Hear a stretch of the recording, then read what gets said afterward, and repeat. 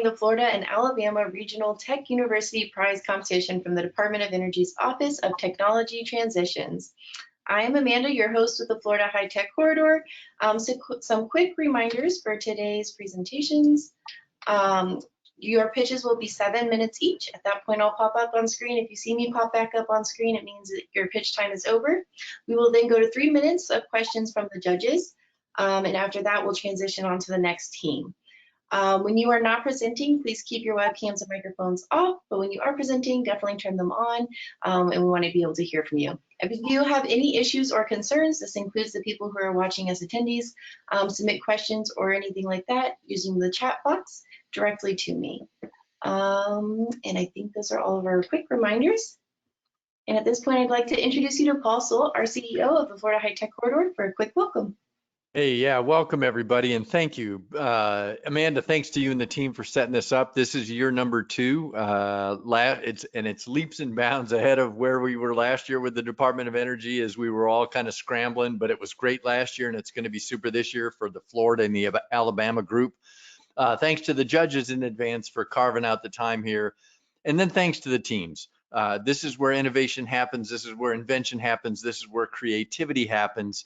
And I wish you all the best of luck. And my only role in this whole thing is at the end, I get to announce the winner. So I'm excited for that. And back over to you, Amanda. Thank you.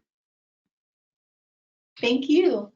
All right, at this time, I'd like to introduce our judges. First off, we have Dr. Galen Truer, who leads climate tech and economic innovation for Miami-Dade County. He works with the private sector to pursue the county's climate resilience goals and catalyze regional investment in blue, green, and climate technology that works for everyone by bringing together a network of entrepreneurs, investors, businesses, academics, and community leaders.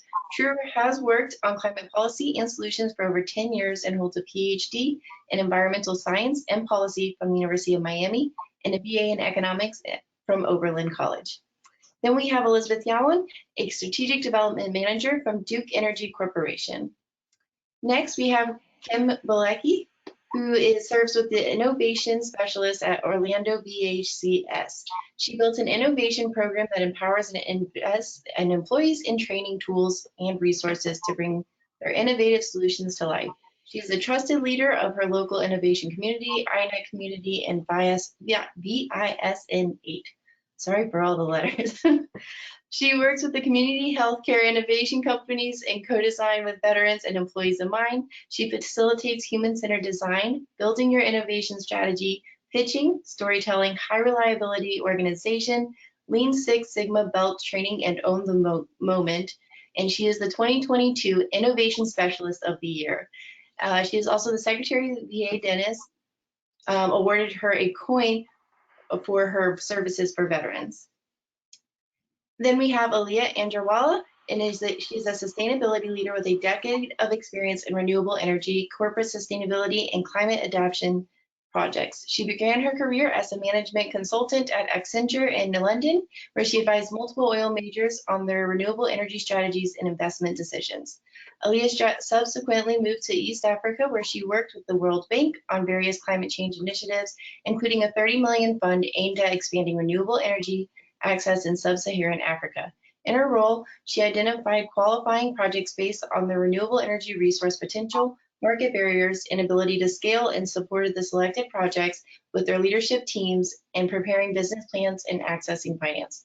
She also worked with the World Bank to design, launch, and operate the Climate Innovation Center, an incubator aimed at improving the pipeline of climate technology startups in the region. And finally, we have Nate Schmidt, the Managing Director of the Techstars Alabama Energy Tech Accelerator, and he is a long-standing mentor for the Birmingham tech ecosystem, helping launch the Velocity Accelerator in 2016 at Innovation Depot and serving as its first Managing Director. A serial entrepreneur and software developer, his most recent project was Cloverly, an API for carbon offset and renewable energy credits. He also founded several other startups, including InstaGift, PrepTix, Deal Co-op. Nate is a Techstars alumni, and he went through Techstars Seattle in the fall of 2010. So thank you so much for meeting our judges, and at this time, we are actually ready to get started with our pitches. So team 1, I'm sending you your webcam and your microphone requests.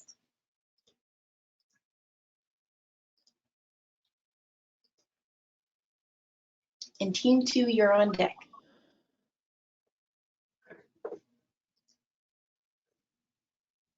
All right, we are ready when you are.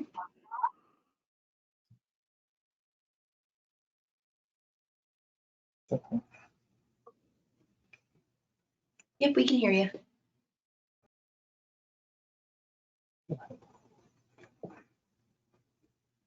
Amanda, please, how can I change the slide? You won't be able to change the slide. Just let me know when you're ready for it to be changed.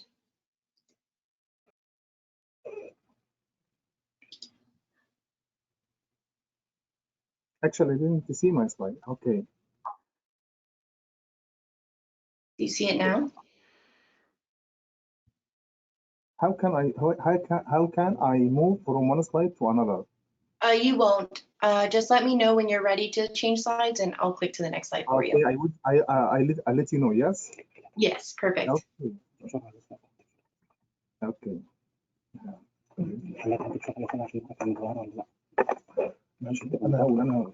I will let you know. Okay. Hello everyone. Before we begin, let me introduce my team briefly. I'm Mahmoud. I'm a PhD student at Florida International University, and my team members are Hussam, Ahmed, and Roni. In this presentation, I'm gonna be talking about the proposed technology and the business plan by using the technology of digital twin for PV system analysis and diagnosis. So before telling the story, let me briefly give you the definition of digital twin. It is a living digital representation of an asset system or system that is dynamically updated with data to mimic the true structure, state, or behavior of the physical system to drive the business outcome. The simplest example for this is a Google map, which have changed rapidly using digital twin of the natural world, using a massive amount of time-based data from a specific location of the world.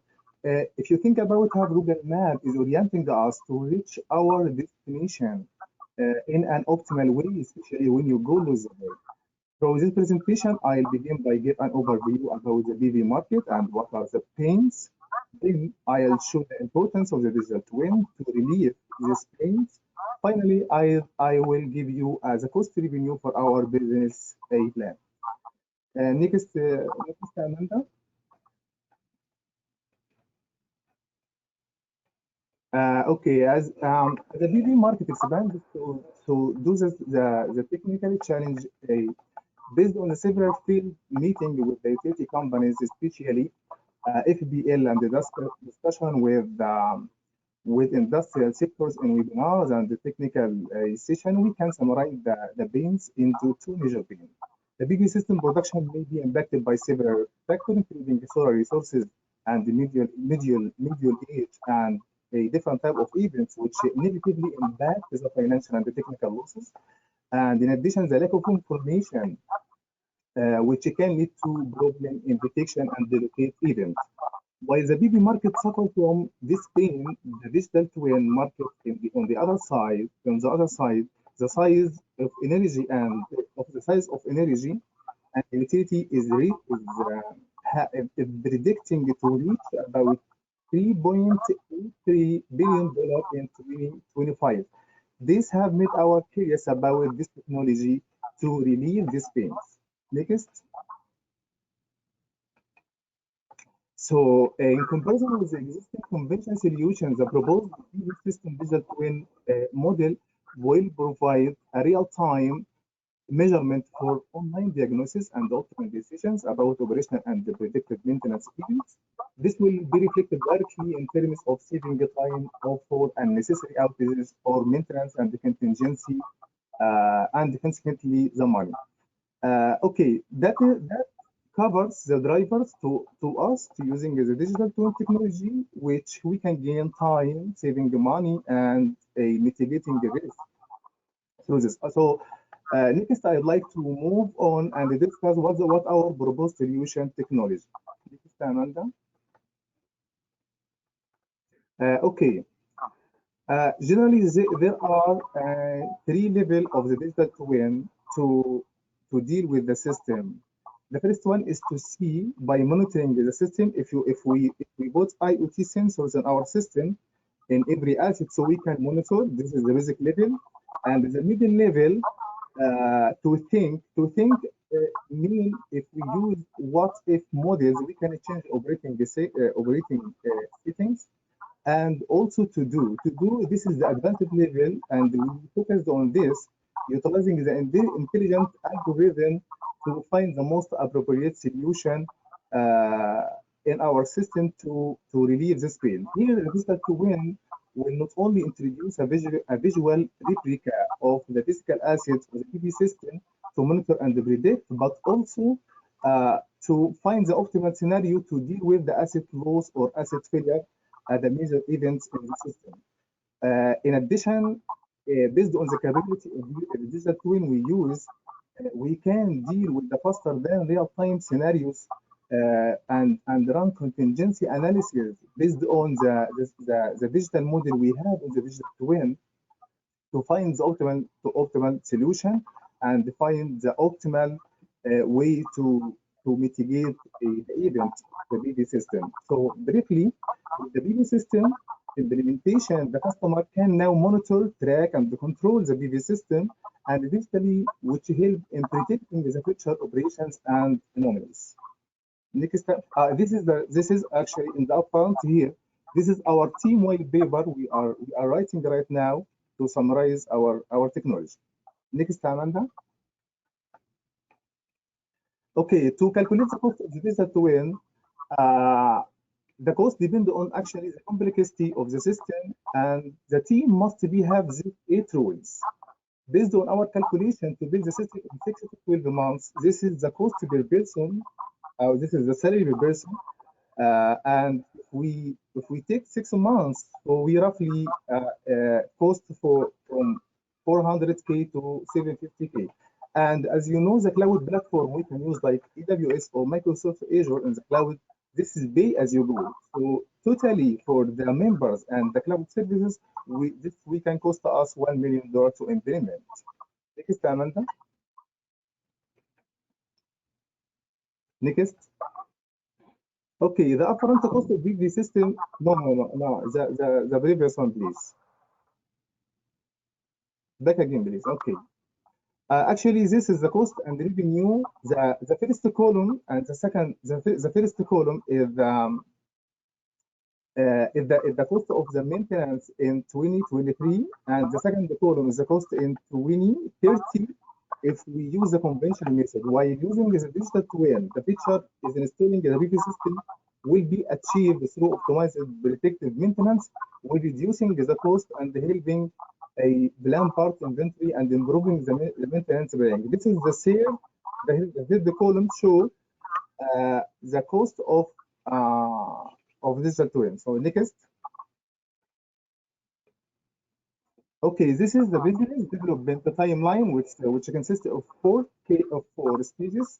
The first one is the market assessment, and the second stage is we can start with a small module, and then we can repeat and expand, and finally we can set to get our profit through the 4 stages. So this is the business development time plan to get the profit or to reach the profit phase. Next.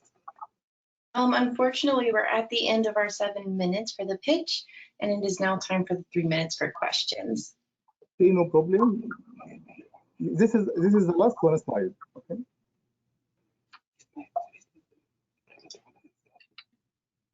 Okay, this is briefly what is the profit of us for implementing this system for 1 megawatt solar farm. This is the cost, and this is the revenue, and we can profit $60 million through the implementation. Thank you so much for listening. All right, are there any questions? I think the time is spent for next. Are there any questions from our judges? Okay, I went to that presentation. It was really interesting. My question was, who would you say your competitors are in the market today, and what would you say differentiates you from them? You mean the market of digital twin? Yeah, the market that you're targeting. Okay. Nowadays, the digital twin involved in every sector, as you can see in the second or third slides, from manufacture to energy, transportation, and healthcare. In energy sector, as you can see, the investment or the market size for the digital twin will be reached to more than $3 billion by 2023. So using this technology in our system, especially because we are actually working on the digital twin in our lab, in our lab. So if you can organize your team in your university or your lab, you can reduce the cost instead of getting more persons from outside your institution. So you can reduce the cost or use our team and the experience as well. In addition, this technology, in addition, in our lab, we have a patent using the digital twin and cybersecurity by mitigating the cyber attacks in microgrids. So this actually if we go through this technology, this will cost the customer a low value. I hope you guys answer the question. Do you have any paying customers yet? And if so, how many and how much are they paying you? Actually, there are many different pains for the customer. We get the information from different sources, as I told you. In FIU, we received different received different visits from FPL company, and they explained to us what is the problem of BV system, especially how you can determine the underperformance even for assets, and how you can detect the event and you can mitigate it without disconnecting the system. So to deal with this, actually, you have to have a digital simulation model of your physical system in the cloud to run what scenario based on this event. So actually, most of these pains we get from FPL company, and we proposed this based on these pains. All right, thank you, Team 1. We are now going to go on to Team 2. All right.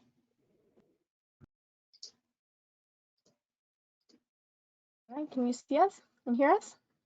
Yep. Hi, and everyone. good. Can we start? Yes, as soon as you see your PowerPoint. Oh, there we go. Hi, everyone. I'm Ari Ginsberg-Klempt. I'm majoring in physics at New College of Florida, and I'm Antonia Ginsberg-Klempt, and I'm also majoring in physics at New College of Florida with a second major in environmental studies. I'm the president of Gizmo Power LLC, and I'm actually writing my undergraduate thesis on the physics and environmental benefits of our invention that we are presenting to you today. So feel free to go hold and have it full screen so we can get to the next slide. So just perfect. Oh, we can't see the slides. Yes, I'm sorry, 1 That's second. okay. No worries.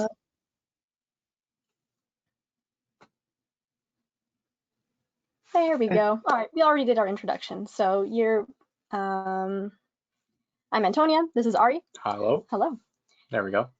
So many excuses for not going solar. The main reason is that solar is just too expensive for most Americans. No wonder all the costs are associated with permanent structures. Not everyone has the right roof or lives in an area prone to hurricanes. And most of all, there are no powerful solutions for renters. Next slide. Until now, folks have had two options when it comes to solar systems: rooftop and ground mount. Next slide. Gizmo Power's mobile electricity generating appliance, known as Mega, is a patented portable carport that both shades and charges an EV while powering a household. Next slide. Our website shows real-time power generation data from our 4 grid-tied pilot megas in Florida, North Carolina, and California. Next slide. Our plug-and-play solar deployment method drastically reduces soft costs associated with custom engineering, design, and permitting of permanent systems. Next slide. 10 years ago, in 2012, the Department of Energy actually offered 2 grants to research plug-and-play photovoltaics. Next slide. The DOE articulated the technology that they were looking for: simple installation, automatic electrical and structural permitting, automated grid tied and interconnection, and of course, low cost. Freedom Systems Center, our research partner for the American-Made Solar Prize and first paying customer, received one of those grants. And the Fraunhofer Institute, whose former director is now partnering with us for commercialization, received the other system. Next slide. After last year's university prize pitch competition, Chris Castro agreed that battery storage could be a crucial component to our solution. We subsequently created the Fiona system, combining the Mega with a backup battery. The Fiona continues to deliver electricity as long as the sun is shining, even when the grid goes down. Like Princess Fiona, the Mega goes into a less attractive mode at night. Next slide. The Mega wheels right in and out of a garage, allowing the prosumer to easily store the system during inclement weather. As a portable appliance, the Mega carport is easier to maintain, repair, upgrade, and protect than a conventional rooftop solar system at a fraction of the cost. Moving, take your system with you. Next slide. The Florida Solar Energy Center issued certification for the portable Mega's plug-in electric grid connection by means of a simple 240-volt outlet. Next slide. Our utility patent was officially accepted last year, as were our 5 trademarks, including Solar on Wheels. Next slide. Commercialized solar solutions exist that are just as powerful, but not portable. Then there are products that are portable, but not as powerful. Solutions which are both portable and powerful are prohibitively expensive or require dedicated single-use real estate. Next slide. So we aim to offer a portable, grid-tied, UL-listed, permit-free system. But Rome wasn't built in a day. We will initially enter the solar carport market with permitted, interconnected fixed systems. Our structural engineering firm is finalizing signed and sealed plans to support wind speeds up to 130 miles per hour, bringing permitting and grid interconnection closer to fruition. Next slide. By substantially reducing costs for residential PV ownership, we aim to increase access to the benefits of renewable energy, particularly for lower and moderate income communities. And don't forget that we can also sell to renters. Next slide. Since last year's university prize, Gizmo Power has come a long way.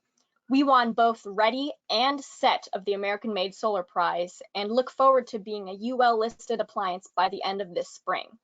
Stanford's SLAC National Laboratory actually has a lab coincidentally named Gizmo Lab for Grid Integration Systems and Mobility, a different acronym, which have one of Gizmo Power's Megas in their parking lot right now. Gizmo Lab is preparing research on using the Mega in a virtual power plant mode, or VPP. Next slide. We've successfully completed the objectives we had for Phase 1 SBIR grant, and yesterday we were accepted into Vermont's Delta Climb 2023 Clean Tech cohort. Next slide. Another exciting new opportunity has opened up for Gizmo Power. We have applied for an AFWorks grant, which is a commercialization program bridging the Air Force and entrepreneurial innovations. Next slide. And through the application process, we have gained valuable insights into the potential applications and benefits of the MEGA product. And we are confident that it will be a valuable asset in both military and civilian domains. Next slide. The overwhelmingly positive response we received from the Air Force community gives us confidence in the potential of our product to meet the needs and requirements of military personnel and organizations. Next slide. We received letters from 2 commanders of the Air Force supporting our technology for development on their bases. Next slide. The core of Gizmo Power is the Ginsberg clamps. Last summer, Ari, Foster, and I, as you see on our screen here, we all participated in VentureWell's E-Team Collegiate Entrepreneurial Program in Boston, Massachusetts. Next slide. All right, just so you know, we are at the end of your 7 minutes. Okay, thank you. These are our team of advisors and partners, men and women with decades of experience. And you can go to the very last slide for questions. So looking forward to your questions. Yep. Perfect. Are there any questions from the judges at this time? This is Kim. A great presentation. Thank you for that. I'm a little unclear. How much does it cost for your customers, and do you have any customers right now? How much would it cost? Yes, so we sold our very first system for $10,000 to Freedom System Center, and we actually right now have a lot of people in line wanting to get one. But right now, because we are manufacturing out of our garage, we can't yet scale because we're just buying things we're buying aluminum from a metal supermarket, so we can't yet scale to the max. So once we scale, of course, that price is going to go down. Does that answer your question? Yes, and with that one customer that you have sold it to, what do they say about it? They love it and they want another one, actually. So we're in the process of building them a second one because a lot of people are sort of, fighting over who gets to park in the shade. So it's like, okay, it's doubling shading of EV. So we're in the works of making them a second system, but we are, based out of our home, and that's not sustainable. We're going to have to eventually, move into an actually big manufacturing realm. So, but yes, so a double mega will actually end up being closer to 25,000 without a battery. So a 10 kilowatt system. Yeah, there's 2 different types. There's one where it's A single one rack, rack, and then one where it's doubled, so it's longer. which is what you saw in our drive-in, which was the Yeah. first prototype. Any other questions? Yeah, so it looks like great technology. Is it capable of charging the vehicles at what level are you able to charge the vehicles? Is it more like a trickle charge and just tied into the grid, or is it dependent on what you have in your home? Does that make sense? Like, is it Yes, an that EV does. charger, or is it just kind of an outlet? Well, there's multiple options. There's an off-grid battery version, the Fiona, and so, but with a grid-tied version into a 240-volt outlet, we do use a Class 2 EV charger. So, down the line, of course, we could probably get, Yeah, that's quick that. If you're not chargers. familiar, it's like it's the one above trickle charge. So Yeah. like basically the one that you'd find at pretty much any 9.6 public. kilowatts max. Yeah. Got it. Thank you. Yep. Awesome. We have 20 minutes left, so enough for maybe one last question real quick. 20 minutes or 20 seconds? Oh, I'm sorry, 20 seconds. My dog's barking. I suspect the first unit cost you more than $10,000 to make. Oh, yes, it did. Yeah. Once you guys are operating at scale, how much do you think you can get your production costs down to? Do you have any idea? Well, we have a goal, and that is to get we want to get 10 kilowatts for under $20,000 is our goal, which is the best on the market, but of course that'll be in max scale. Cool, thanks. Yeah. All right, thank you, Team 2, and we are now ready for Team 3. All right, Team 3, I'm sending you webcam and microphone requests. And you should see your PowerPoint pop up in just a second. And Team 5, you are on deck, just so you know. Hello, everyone. Can you guys see and hear me well? Perfect. All right. All right, can you see your presentation? Yes. Can I just get a mic check for Naomi as well? Yep. Yes. Can you guys hear me? Perfect. Good. All right, perfect. Let's get started. Good morning, everyone. My name is Esther Percival. I'm here with Naomi Percival, and we're here to talk about binary cultivation and photobioreactors. The name of our idea is From Waste to Market Growth. Next slide, please. So we have a huge problem with CO2 emissions. In 2021 alone, the United States produced 4.9 billion metric tons of CO2. We know this is the issue, and it's something that the government and the public really wants to crack down on. The technology that's mainly in use for CO2 emissions is carbon capture and storage. However, as these technology approach 100% efficiency, it gets more expensive to take more energy to capture additional CO2. Next slide. So here's our solution. We're gonna convert CO2 into small molecule precursors, fatty acids, lipids, proteins, and other value-added products using algae, essentially. This is going to use a binary cultivation system inside photobioreactors to facilitate their growth of the algae, and this will be able to use CO2 from power plants as well as from municipal waste. And it also improves the biomass production of the biophotoreactor with the binary cultivation method that we're using, which is essentially just phototrophs and heterotrophs within the system. We're applying this idea under the Office of Fossil Energy and Carbon Management, as well as the National Lab Technology IP licensing. Next slide. So here's what our process looks like in a nutshell. We made it very simplified. First, we introduce the CO2 or the municipal waste into the system. Then we begin the closed system process. And then from that process, we get created value-added products, which I listed in the last slide. And then we can use those value-added products for other industries, such as the production of biofuel, so we can turn the algae into biodiesel. So since this is a closed process, you can see that the arrows from the closed cycle to the value-added products point to each other, because that cycle can continue as much as we want, and it's very customizable. Next slide. Here's our prototype timeline. We have 6 months of gathering investors and materials and personnel and to run a design verification test. Then we have 1.5 years of a soft launch of the farm prototype after lab testing. Then we have 2 years of quantifying the data and running engineering verification tests and make sure that things go smoothly. We need to make revisions, do remodelings. That will all happen within those 2 years. And then we have 6 months to remodel the system as necessary, then scale up to have larger and more comprehensive farms, and of course to branch out.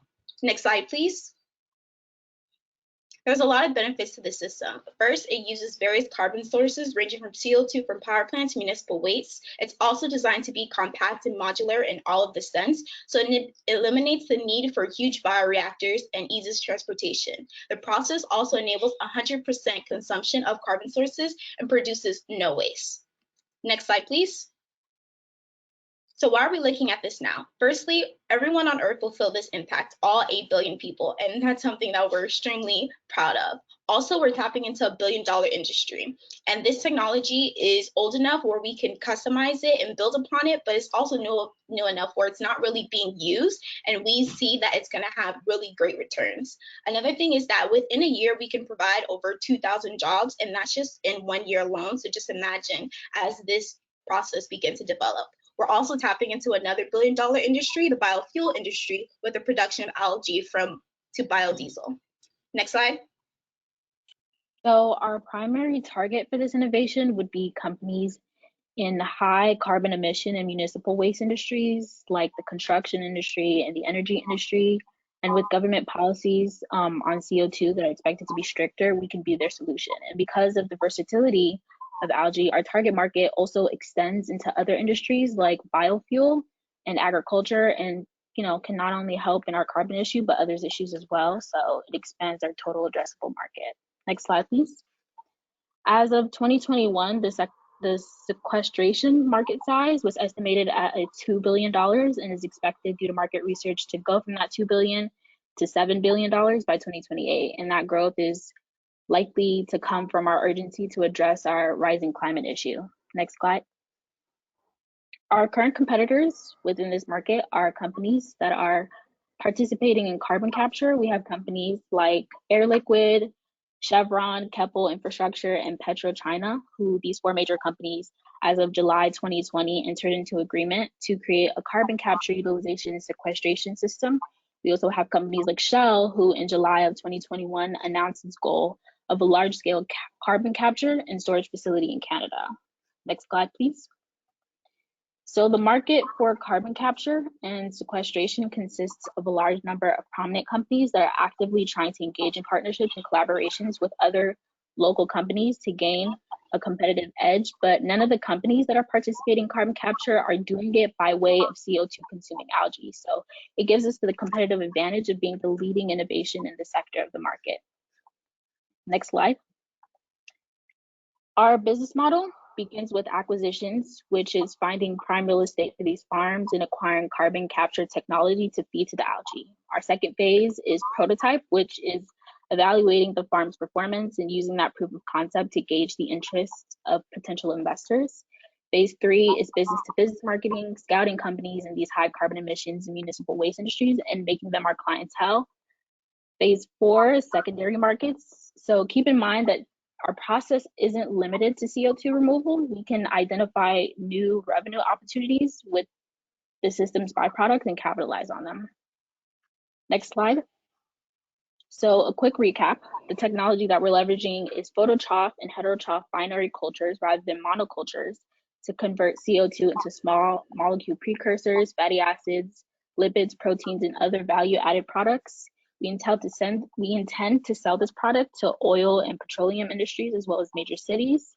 And with $3 million investment, we can make at least $500 million with this. And coal companies, petroleum companies, and major cities will be the ones who benefit from this.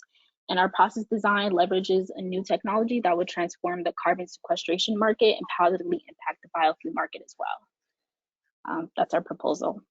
Any questions?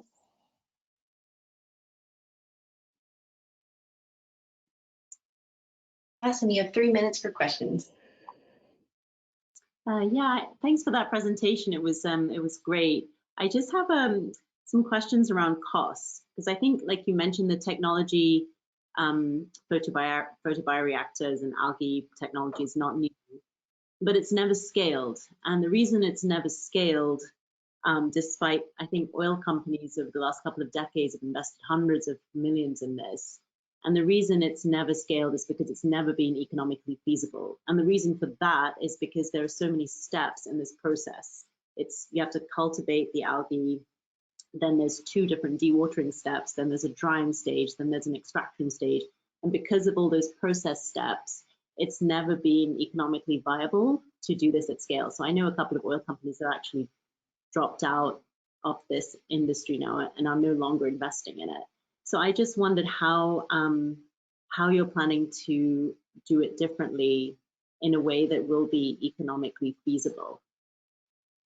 That is a wonderful question. And actually the scientists at Pacific Northwest National Laboratory, they addressed this. And essentially with this production, they're using a closed system for it. And they're also using binary cultures. So because it is a closed system and they're not just using, let's say like heterotrophs, they're using phototrophs and heterotrophs, this limits the amount of like this basically like maximize the process within the bioreactor, and it limits mass transfer. So you get more product within the photobioreactor, and you're able to maximize profits that way. So essentially the use of the binary culture, using that closed system helps to make it economically feasible. Thanks. And building on that, what are you going to use the $3 million for? Yeah, so the $3 million is a rough estimate, and that's essentially to get like the farm started is what we call. And that would be to have like multiple bioreactors, have like personnel running it, and having like access to transportation. And one thing that we didn't stress on, which I'm so happy that you asked this question earlier, that ties into it, is we're like in like the carbon sequestration market. And since like typically like you capture the carbon in its like air state and you have to turn it into like a supercritical fluid, that does like the first part for us. So we just have to get that fluid transferred to the photobioreactors and start that process. So that really eliminates a lot of like loss that we would get in the organic matter, as well as loss like from an economic standpoint, because it takes a lot of money to do that because it's very energy intensive. So that $3 million is a rough estimate of like, let's say we had 100 acres of land and we like used it for the photobioreactors, and we had about, I'm trying to remember the numbers, but we basically had a couple photobioreactors in each acre, and that's where the $3 million came from. Awesome, thank you so much, Team 3. And up next, we are going to have Team 5. So Team 5, you should start to see webcam and microphone requests come through. And then you should also see your PowerPoint. Is 4 coming up later? Yes, so we're going ahead right now to 5, and then we'll go to 4. There was just a scheduling thing, but when you are judging them, please jump ahead right now to Team 5. We did that to make it a little bit easier. Okay, there we go. Can you guys hear us okay? Yep, Yeah. loud and clear. Awesome. Ready when you guys are. All right. Ladies and gentlemen, as we gather here today, I would like to take a moment to highlight the importance of both the clean and green movement. My name is Jude Kaur. Alongside me, I have my colleagues Anna and Ryan. We are Team Kitchery from the Spartan Incubator and Innovation Center here at the University of Tampa. Next slide, please. Our startup journey begins with me, you, and everyone on this call who has spent quite a bit of time in their kitchen space. I'm sure many of you could agree that your kitchen space is one of the most highly trafficked places in your home. For a lot of us, it is the heart of our home. Next slide, please.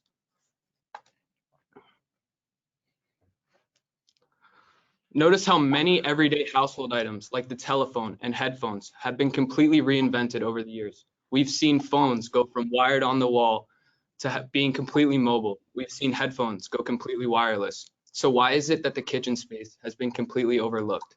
This blender from 7 years ago has the same functionality as a blender we have today. Next slide, please. So this is where Kitchery comes in.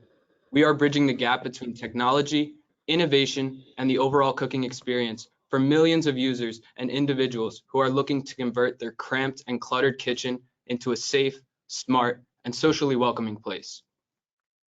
Next slide, please. At Kitchery, we have developed a proven and patented wireless power transfer system, making your kitchen entirely cordless.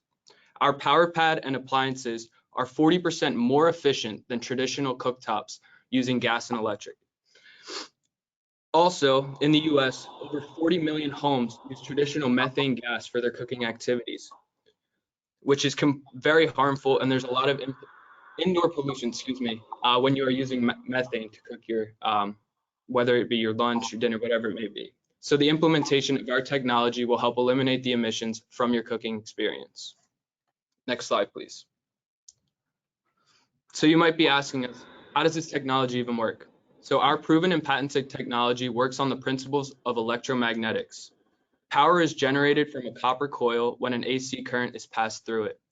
The electromagnetic field then induces a current through the receiver that is on our appliance and can power your kitchen appliance all the way up to 2,000 watts, but for our appliances for 1,200 watts. Next slide, please. The state of California has already banned gas stoves and gas pipelines in all new constructions due to concerns relating to indoor pollution, safety, and high maintenance costs. Next slide, please. Moreover, the U.S. safety and energy agencies are already considering following this trend for nationwide implementation. Humans have cooked with fire for millennia, but it's time for a change. Natural gas appliances warm the planet in two ways: generating carbon dioxide by burning methane as fuel and leaking unburned methane into the air. A new Stanford-led study reveals that methane leaking from natural gas burning stoves inside US homes has a climate impact compared to the carbon dioxide emissions from about 500,000 gasoline-powered cars. At Kitchenery, we are on a mission to electrify consumer kitchens by making the transition from using gas and electric stoves to hyper energy efficient hybrid induction technology. Next slide, please. We are a strong team of experienced engineers with a background in electrical, mechanical, and hardware engineering. I am pursuing a marketing degree, and my colleagues Jude and Ryan are pursuing management degrees. Our team has holistic experience in various parts of venture execution. We are a minority-run company. Our CEO, Akshay Buva, or AB as we call him, was born in India and came to the United States to change the future of technology for the better, forever. Kitchenery is also creating leadership positions for women, just like myself, and we are planning on supporting climate NGOs and many other charitable organizations such as Feeding Tampa Bay and Little St. Nick's. Next slide, please. Our advisors and mentors have a wealth of experience both in corporate America as well as in the startup and energy space, and we are fortunate to have their regular advice as well as their mentorship. Next slide, please. At Kitchenery, our go-to-market strategy is based on launching our product offerings in the recreational industry. We have already developed professional relationships with many top-tier manufacturers in the RV and yacht segments.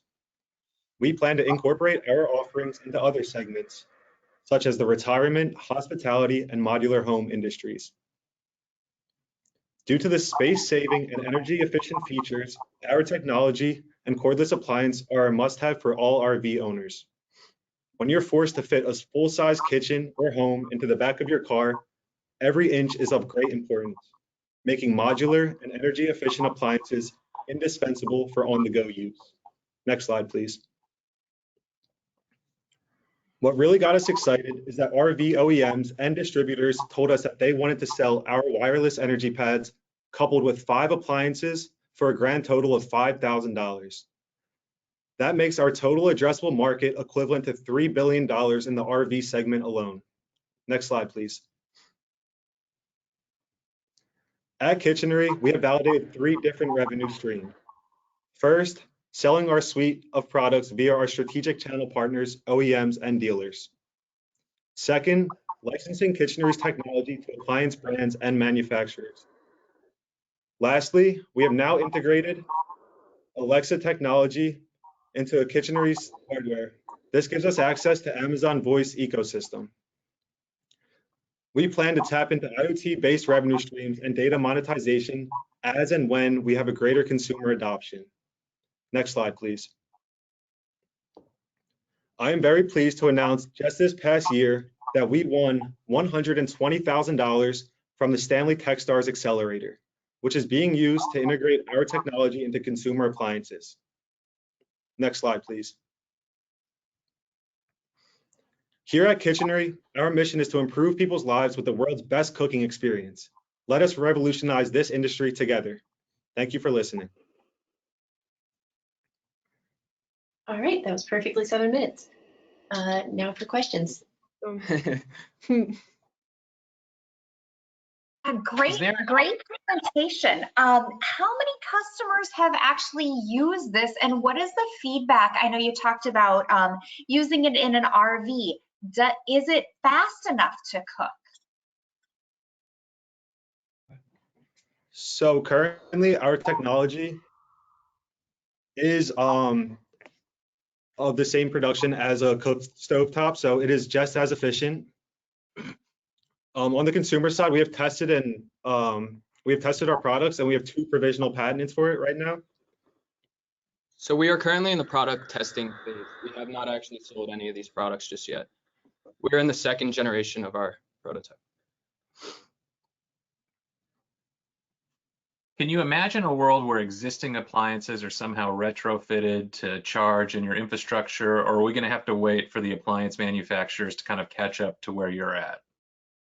So in a perfect world, yeah, I mean, we hope to complete, in our next phase of production, we hope to completely integrate old appliances to be compatible just with that receiver.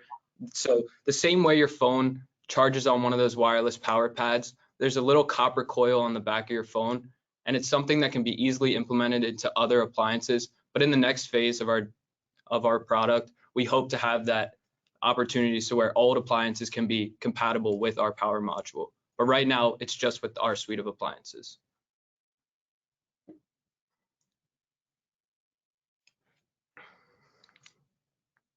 All right, there's 1.5 minutes left. Are there any other questions?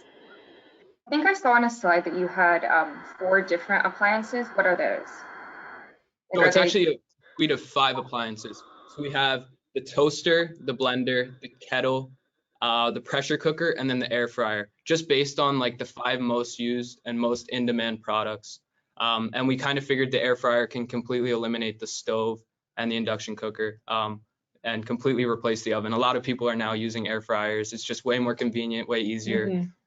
So yeah, those are the 5 suite appliances that we have in our first round, but we plan to extend that all the way into every appliance, every small appliance.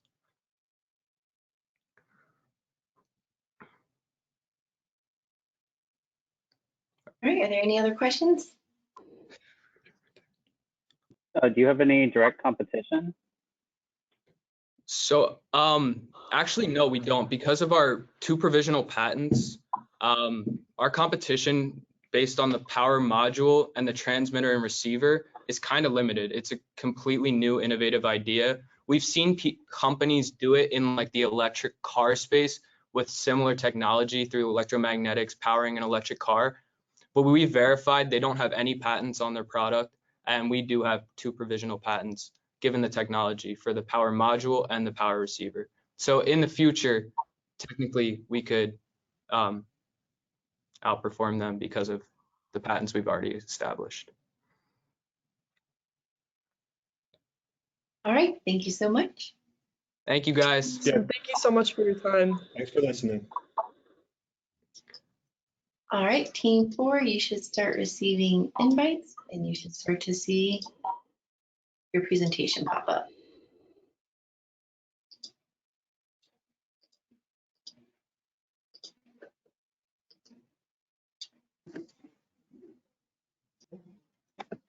Hello, can you hear us? Yes. Oop, I'm going to mute one of you. Are you both in the same room? Yeah, sorry for the echo. I hope it's fine now. Okay, it's fine. I'm just going to leave one of you muted so that way we don't get the feedback. Is that okay? Yeah. Okay, awesome. And do you see your presentation? Yeah, just let us know when the timer starts or. All right. You can go ahead and start. Okay. Good afternoon, everyone. We are Team IQ. Next slide, please. My name is Divya Vilanki, and I have here with me Divya Dhananjayan. We are both graduate students at the University of Florida, pursuing computer science and mechanical and aerospace engineering, respectively. Next slide, please. From 3 million battery electric vehicles to plug-in hybrid electric vehicles to regulatory policy changes requiring companies adapt to energy policy changes and the funding available, we are looking at 75.5 billion to be spent in decarbonizing the transportation sector. With this, we are looking at 28.3 million zero-emission vehicles by 2030. Next slide, please. With the aggressive adoption of electric vehicles, everyone is seeking to answer a fundamental question: where and how to site the EV infrastructure? What would be a strategic location? How do we determine one? What combination of fuel type and charging technology should we use? And the one that we propose, does it make for a cheap, affordable, and equitable one? Next slide, please.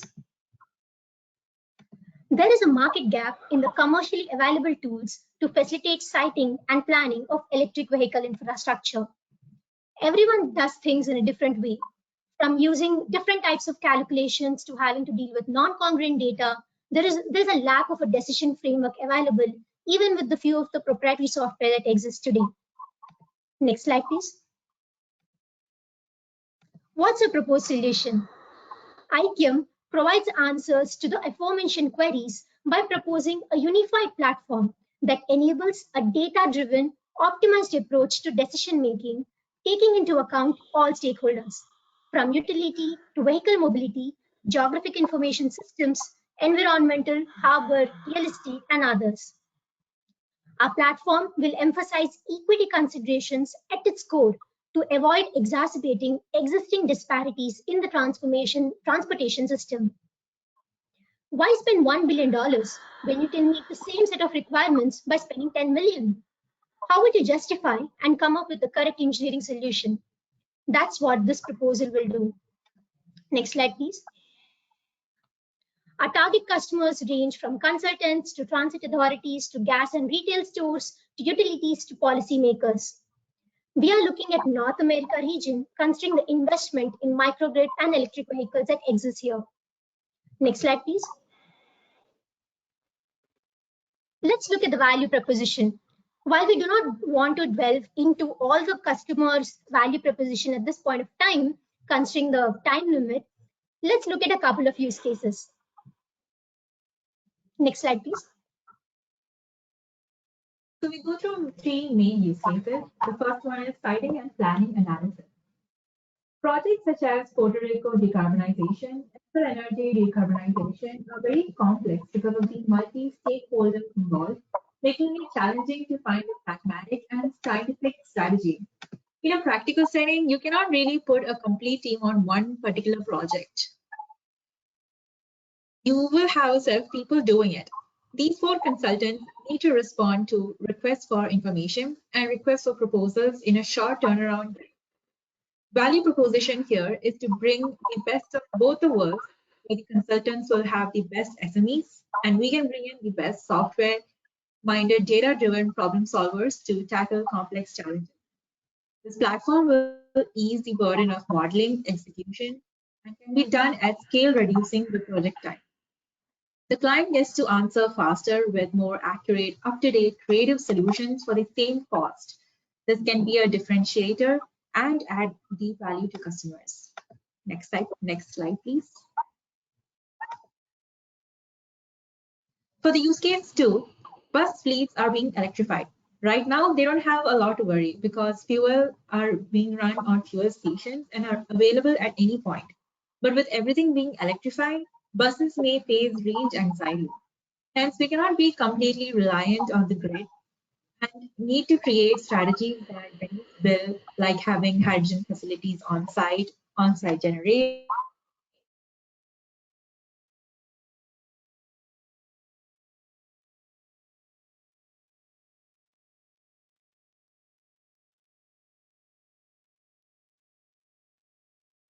etc. Rather than having batteries, having biofuel-based chargers, and having to buy 50 different types. You can use it for planning, keep enough buses running to minimize cost and ensure to have a backup in case contingencies. Next slide, please.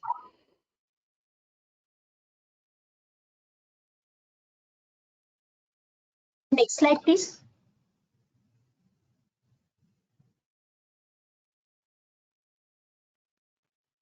In our final use case, we talk about microgrid planning, which is basically a derivative of technologies that are being used for both the first and second use cases. With this, we can do pre-planning in a very fast manner, explore the potential opportunity of integrating newer technologies like hydrogen, which have higher tax credits. Next slide, please.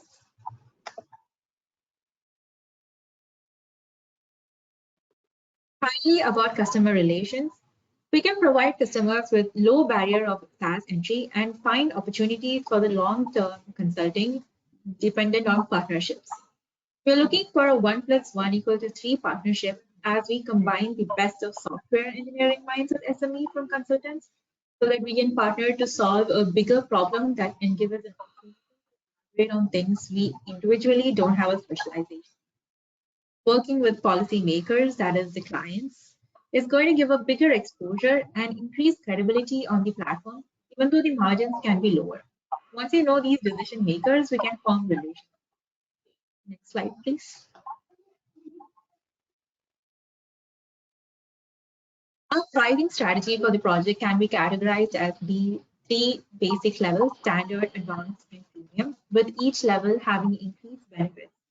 2% of the project cost will be dedicated for consulting and advisories, which will change based on the type of the strategy. Thank you. Next slide, please. We are open for questions. Who would you say your competitors are? Well, we would say that right now we are one of the few who are actually making a stride in this specific area. So we did speak to a couple of consultants regarding their viewpoint on the existing challenges and what a platform like this could do. From our interviews, what we have learned is there are, I would say, no solutions at all that provides this kind of an holistic approach.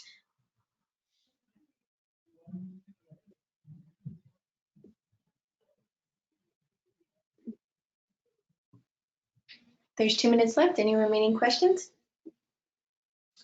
Are you both in the computer science program? Is that right? I am sorry. No, she's computer science. I am mechanical. Got it.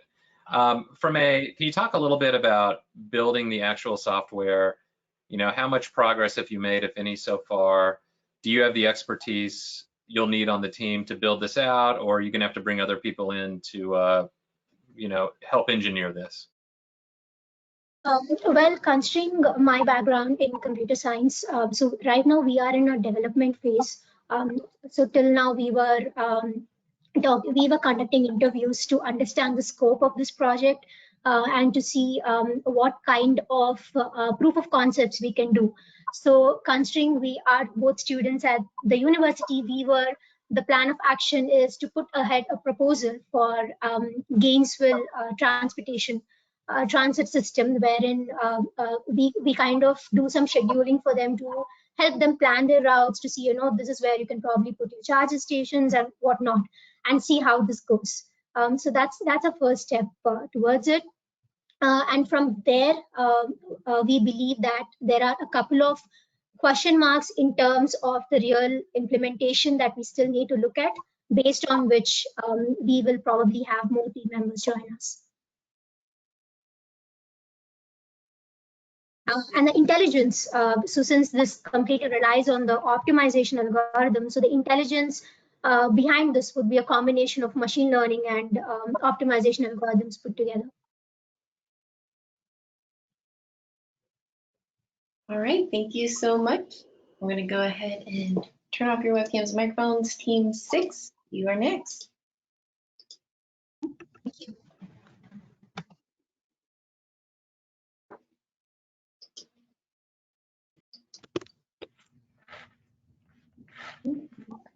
There it is. All right, and you should see your PowerPoint. Yes. All right, awesome. We are ready when you are. Good afternoon. My name is Alexis Arriaga. Hi, my name is Ana Claus. We are undergraduate mechanical engineering students at Florida International University in partnership with CARE. And we are Hybrid Tech, $1 hydrogen. Next slide, please. On the right, we have the top 7 natural gas producers in the world, with the United States being the leader in both production and consumption of natural gas. It is also the second highest carbon dioxide emitter, but we must seek solutions to a net zero emissions by implementing new technologies. One of the promising solutions is hydrogen technology, because hydrogen has the highest energy content of any common fuel per unit of weight. In comparison to gasoline, it has 3 times more energy and is carbon-free. One of the main issues with hydrogen is that 95% of the current hydrogen production technologies emit carbon dioxide, contributing to 2.2% of global emissions. The remaining 5% are emission-free, however inefficient, requiring 58% more energy to produce hydrogen. Hydrogen remains as an essential feedstock and fuel in many industries, but we must seek to decarbonize the economy while producing low-cost hydrogen. For that reason, the U.S. Department of Energy has created a goal known as $1 for 1 kilogram of hydrogen in 1 decade. Next slide, please. Hydrogen as a fuel can be classified into different colors. The most carbon-intense hydrogens are the one with the darkest color, black, brown, and gray, which involves fossil fuel energy sources and results in carbon dioxide and carbon monoxide byproducts. Blue hydrogen uses the same process, but with addition of carbon capture, which decreases the amount of CO2 emission. Turquoise hydrogen is also produced using natural gas as a feedstock. However, different from the others, it uses the process called pyrolysis, which is a thermal energy intensive process. Going towards net zero emission, we have green hydrogen, which uses renewable sources in electrolysis process. However, electrolysis are known to require a large amount of electricity to break down the hydrogen molecule, increasing its cost. Today, we are presenting a chemical and electrochemical approach that relies on the bromination-assisted electrolysis, which reduces the voltage, energy consumption, and ultimately decrease the production cost to $1 per kilogram of hydrogen. Next, please. The following table contains several types of hydrogen classified by color, and it displays raw material, energy consumption, production costs, and CO2 emission. As you can see, black and gray hydrogen has the lowest production cost, but the highest CO2 emission. As we go down to net zero, we have green hydrogen. However, it consumes 58 more energy than it produces, resulting in high production costs. Our $1 per kilogram of hydrogen has low energy consumption, which is approximately 7 times less compared to green. We still keep net zero emission, and we achieve the DOE goal 111. Next, please. To better understand how the process works, we have the following schematic. This is the bromination that facilitates electrolysis. By brominating hydrogen sulfide, we make the process of electrolysis energy efficient. We have favorable energy consumption and emission from the bromination step, and as a byproduct, we produce sulfuric acid and hydrogen. A key feature about this process is that we have a self-sustaining system where water and bromine are continuously recycled. And we also have partial energy recovery from the bromination to the electrolysis process, while maintaining net zero carbon emission. Next, please. Our overall business plan consists of 3 phases. In the first phase, we seek to confirm the technical scientific feasibility such as efficiency, purity, yield, and other technical characteristics of the technology. The financial investment from this competition would aid in the construction of a lab-scale prototype, as well as in the application for additional intellectual property. We already have the university facilities and agreements to start this project once we obtain funding. In the second phase, we have the pilot scale. It's a large prototype capable of producing 100 kilograms of hydrogen per day. We seek to obtain funding from NSF, BIR, STTR, and the Department of Energy. We intend to confirm the economic viability, confirming the cost and scalability between lab scale to pilot scale. Our last and final phase, the industrial scale phase, we seek partnerships with stakeholders, such as natural gas industry partners, to license or build facilities of capacity of over 10,000 kilograms of hydrogen per day. Next slide, please. To break down the cost of the pilot scale prototype capable of producing 100 kilograms of hydrogen per day, we have compiled the following data, which is very conservative as we do not take into consideration the positive cash flow of sulfuric acid and the value added by sweetening of natural gas. For a typical pilot plant, we expect a baseline capital cost of about $79,000. Assuming a lifetime of 10 years, interest of 7, utilization of 90%, we have a yearly capital cost of $11,000. Natural gas may have up to 28% hydrogen sulfide. On the table on the right, we have compiled the numbers for 3 different scenarios based on different hydrogen sulfide percentages in natural gas, 4, 10, and 20%. We shift our focus to lifetime profit. With the lifetime of 10 years, we expect the profit to be up to about $1 million, based on an initial investment of $79,000. We conclude that the location and content of hydrogen sulfide influence our yearly profit. Next slide, please. To summarize, our goal is to use hydrogen sulfide, a byproduct of natural gas, to produce low-cost hydrogen. We seek to partner with natural gas industries to fabricate, transport, and store hydrogen, which later can be used towards the goal of decarbonization of large sectors of the economy, such as industry, transportation, heating, and power generation. Next slide, please. Thank you all for listening. We'll be happy to answer any questions you may have.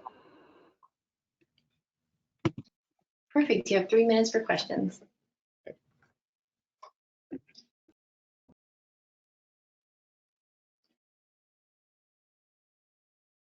So when you say you're partnering with natural gas companies, how do you plan to sell this to them? How do you plan to, for example, transport it to them? Because I know that's maybe one of the challenges with hydrogen. So initially we were thinking on license the technology to the natural gas company or producers, as they have the infrastructure to produce hydrogen already. So we would be mostly licensing the technology. And is there anyone else that you know of doing bromination? Bromination, no. This is a new technology. The way you can produce hydrogen is either using technology that produce CO2 or the green hydrogen that uses renewable sources and electrolysis process.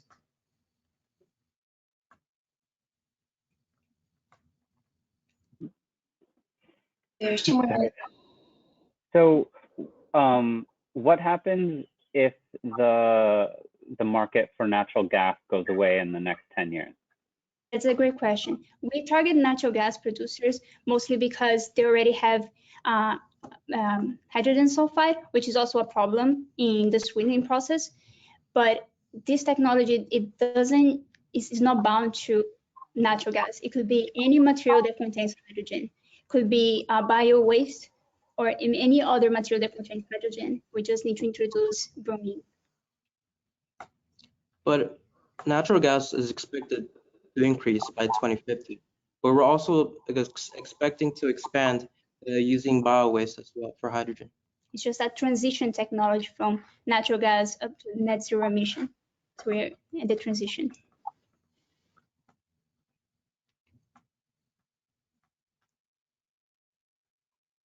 All right, you got 50 more seconds. One last question. Are there byproducts that I'm missing in this? We could, if we could go back to slide 5, but basically, once you introduce hydrogen sulfide and water, the byproducts will be sulfuric acid, clean water, and the bromine. But the clean water and bromine are reutilized. So basically, what we are having is only hydrogen sulfide and hydrogen.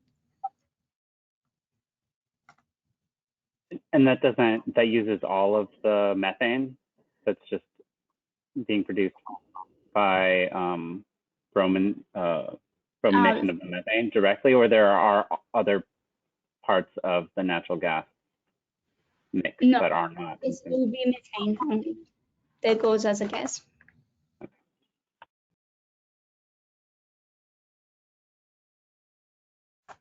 All right, that brings us to our 3 minutes. Thank you very much, Team 6.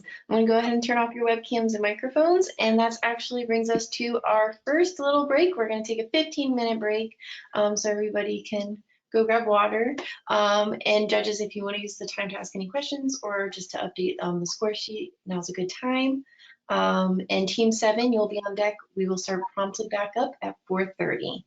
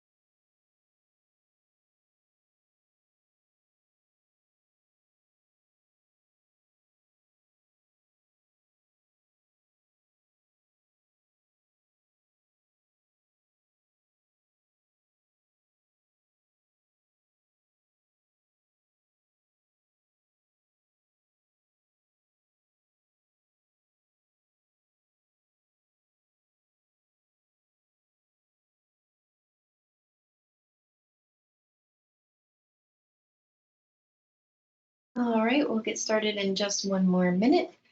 Team 7, just double checking that you're on and ready to go.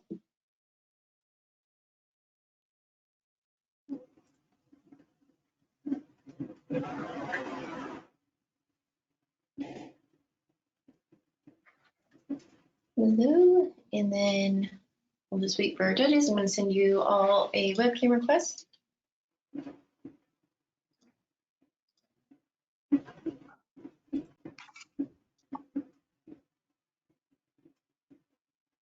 Awesome, and all right, judges, are you all ready to go? Oh, we're still waiting for a couple. There we go. Okay, now are we all set? All right. I'm still waiting. My teammate. Okay. Yeah, I think she's there. Let's see. Is there another team of 7? There's not another team of 7. Do you know if they're jumping on right now?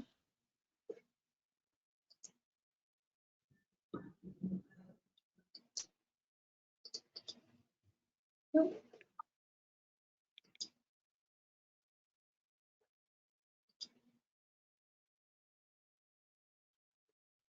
So she says that she did not receive a request.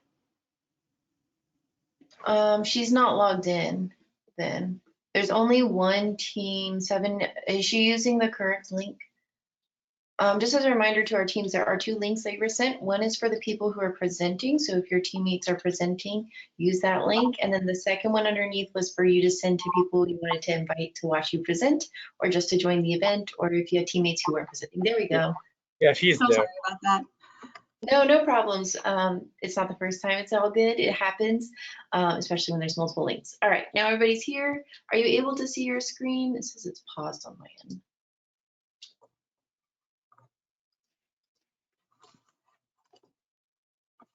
Nope. Just happened. Where did your PowerPoint go? All right, there we go. And we are ready when you are.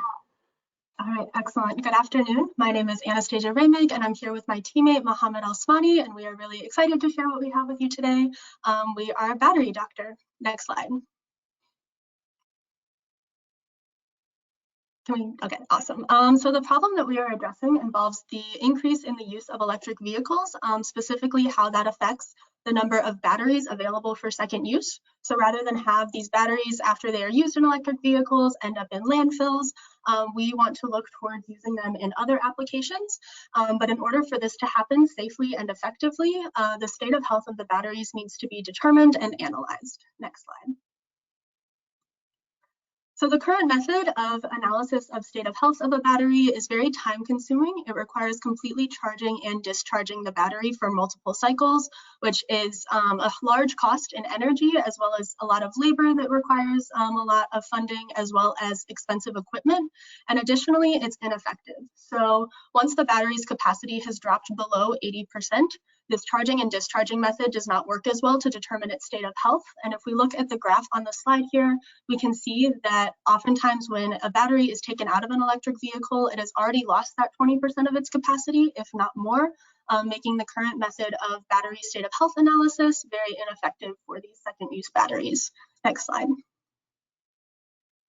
So our solution is Battery Doctor, which is a new method of analysis that utilizes features of the battery's impedance spectrum to use a lot less energy, less labor hours, cheaper hardware, and simpler equipment in order to analyze the state of health of batteries as well as predict risk of failure. We are targeting companies that use second life battery solutions for their business, whether this be electric vehicle chargers, grid energy storage, or renewable energy storage. And additionally, we can improve safety in the use of second use batteries by predicting battery failure and mitigating risk of fire and other hazards that come with that. Next slide. So our quick and intelligent health diagnosis technology, or QI/HD technology, has 2 main components. The first component is the QI/HD reader that measures the impedance spectrum of the electrochemical battery. Now, the second component is the QI/HD analyzer that allows for fast and accurate state of health estimation of the battery using machine learning algorithms based on the impedance spectrum that is provided from the reader component. Next slide, please. So there are two different revenue streams that we can find with this product. The first is a service that we would provide, which would be offline analysis, where we would do a one-time diagnosis of batteries to give them a grade, and then that grade could be taken to determine what type of second use they could be best implemented in. And then the second is online analysis. So this would be a product that we would provide that would be integrated into existing systems where second use batteries are used in order to continuously analyze battery health and determine whether or not it's at risk of failure. Next slide. The current market for second-use batteries in 2021 sat at $0.2 billion with an estimated growth rate of 34.3% to hit $3.9 billion by 2030. And then we are focusing on lithium-ion batteries. This can be scaled to other chemistries, but right now we're focusing on lithium-ion. And the lithium-ion battery recycling market sat at $4.9 billion in 2021 with a growth rate of 26.5% to hit $40.6 billion by 2030. Next slide. So I am the Chief Executive Officer, and I'm doing PhD here at the University of Alabama in Electrical Engineering. And I'm Anastasia Ramig. I'm our Chief Operations Officer, and I'm a junior at the University of Alabama, double majoring in math and physics. Next slide. And we just want to give a quick shout out to our mentors, Dr. Jabber, who is our technical advisor, and Dr. Morgan, who is our industry advisor, and just thank them for all of their help that they have done in not only developing the product, but also working towards commercialization. Next slide. So we are estimating that it will cost us about $750 to produce each unit. That is hardware and software. And then for the service where we would do the offline analysis with the one-time grading of the battery, with the cost of employing engineers and training them, we are looking at charging $100 an hour. And then for the product where we would do online analysis, we're looking at $2,500 per integration into system. Next slide. We are currently in a research and development phase that we are hoping will push us towards participation in the NSF I-Corps program in October. We've been accepted and we're very excited for the opportunity to solidify our customer base and really understand who will want to use Battery Doctor so that in January of next year, we can begin to search for funding from government and other investors for pre-production design and validation by May, and hopefully a product pre-order opening by the end of 2024. Next slide. So the next steps to help make this happen would be to acquire capital for further research and product development, as well as to build a team of engineers who can help us develop a manufacturable and marketable product to take to market. Next slide. Finally, the use of second-use batteries reduces greenhouse emissions, and like I said before, keeps batteries out of landfills, which is extremely important, but it also supports energy availability and security for communities who have been affected by natural disasters or other issues that rely on stored energy, where second-use batteries are extremely useful. Next slide. Thank you so much for your time today, and we look forward to hearing your questions. Wonderful. You have 3 minutes for questions. So, have you developed a prototype yet? And have you tested it? Have you actually analyzed any batteries in the real world? Yeah, I mean, we have prototypes running here in the lab, and the concept is like realized in hardware and software.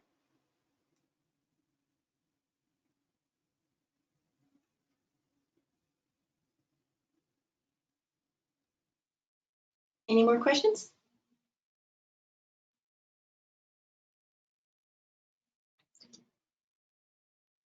All right.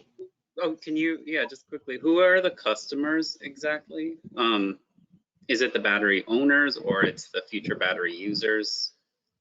Third party? Yeah, so there are companies that buy second-use batteries and do this grading for them and then implement them in other situations and applications for batteries. So we're planning to sell to them either by providing the grading of the batteries or also the customers who are implementing the second-use batteries. So it kind of depends on which route we take, but in the online analysis, it would be the people who have implemented second-use batteries and are continually using them. So there's kind of a breakdown of two customer segments.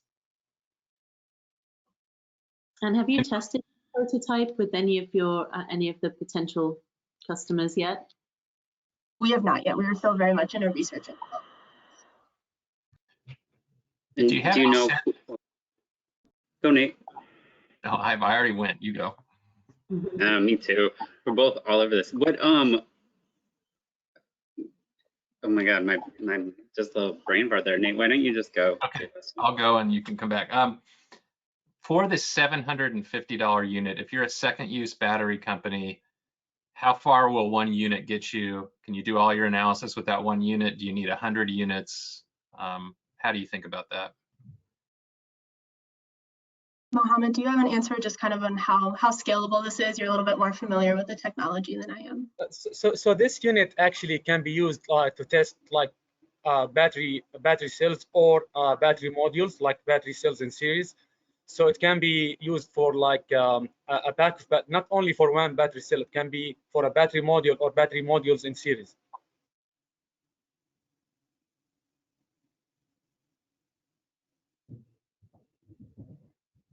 All right.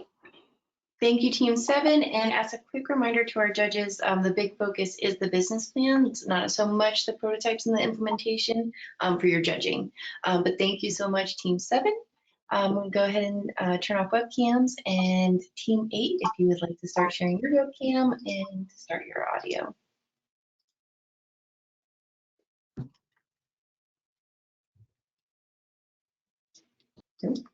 Why is it jumping? All right. Team 8, you see your PowerPoint? Yep. Perfect. All right. We are ready when you are. Thank you. Hello, I'm Jack Kassane from the University of Connecticut, collaborating with Liam Kassane from the University of Miami. We are thrilled to be presenting our business proposal for an innovative manufacturing method utilizing ultrasonic spray deposition for the ionically conductive membrane of fuel cells and water electrolyzers. Next slide, please. An overview of the topics we'll be covering include what is a polymer electrolyte membrane fuel cell and water electrolyzer, what our leverage technology is, current market assessment, overall business plan, and a summary. Slide, please. So what is a polymer electrolyte membrane fuel cell, or PEM fuel cell? It is a remarkable electrochemical device that converts hydrogen and oxygen into electricity and water through a series of reactions. The fuel cell's multi-layer design allows hydrogen to enter the cell at the anode through an electrically conductive gas diffusion layer, where it is transported to an electrically and ionically conductive catalyst layer. Here the hydrogen atom loses its electron, sends it to an external circuit for powering a load, while the remaining proton is transported across the ionically conductive membrane to the cathode catalyst layer, where it recombines with its electron and oxygen gas to produce water. A PEM water electrolyzer uses the same setup, but in reverse. When you apply energy to it and feed water, and you can split the hydrogen from oxygen and store them for later use in a fuel cell. This makes PEM fuel cells a potentially 100% green alternative to current fossil fuel energy conversion devices, with applications in stationary power, transportation, backup power, and long-term energy storage. The reversible cycle of these two devices has a potential to revolutionize the way we use solar and other green energy sources. We can store excess production and use it later when green energy is not meeting the grid demand. Additionally, these devices can support the electric grid and supplement microgrids for remote locations with high electricity transmission costs. They're incredibly adaptable with a rapid power adjustment like current turbine generators. All in all, the PEM fuel cell is an exciting and promising technology that could help us build a cleaner and more sustainable future. Slide, please.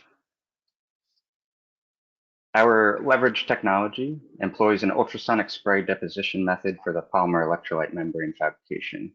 In contrast to a slower conventional technique where the solution is poured over a substrate and then left to dry, our process enables the easy customization of membrane size, thickness, and material content. As we directly deposit the membrane onto the gas diffusion layer carbon paper, the need for mechanical stability is reduced. This allows a thinner membrane leading to lower resistance losses and improved performance. By using this streamlined process, all the layers can be deposited using the same type of equipment in a single device. This not only increases the automation, but it decreases the material cost and has the potential to meet the DOE's PEM fuel cell manufacturing targets. Additionally, this setup can fabricate membrane electrode assemblies, MEAs, for both fuel cells and water electrolyzers using the same equipment, expanding our potential market.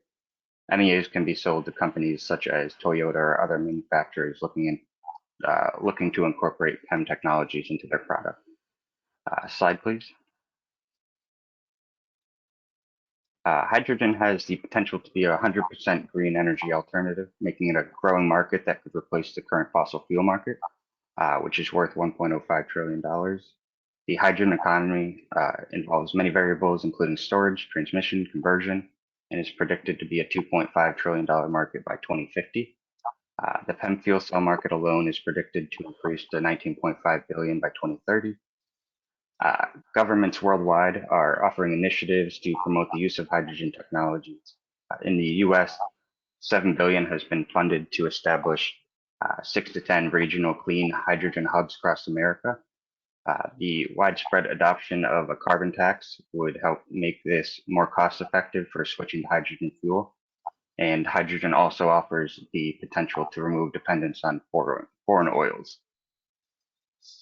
PEM devices can support emerging markets such as the microgrid market, projected to grow to $63.2 billion, and the hydrogen fuel cell forklift market, projected to be $5.25 billion by 2027. For a quick reference on cost, the DOE produced a table that shows the total material and tools for an MEA for a 10 kilowatt net power backup system. That would be $728 for 10,000 units a year and $474 for 50,000 units a year. Or leverage technology can reduce these costs by reducing the material usage and improve the fabrication methods. Slide, please. We have developed a comprehensive business plan that spans 3 key phases. In phase 1, we focus on developing and testing a multi-layer interchangeable spray coater to produce large-scale, high-quality polymer electrolyte membranes for fuel cells and water electrolyzers. This phase will include testing for power output, durability, and safe operations, as well as optimizing large-scale parameters for fabricating, marketing our product to current fuel cell manufacturers.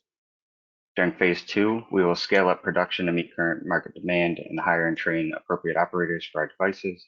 We will also offer large-scale customizable MEAs for fuel cells and water electrolyzers, while establishing an MEA recycling process to reuse the precious metals catalyst at the end of the life for these devices.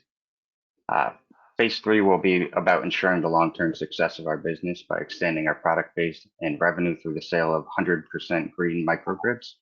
Our microgrids will utilize a combination of green energy sources, fuel cells, water electrolyzers, which can be scaled for use in a range of applications from a single home to something as big as an entire island.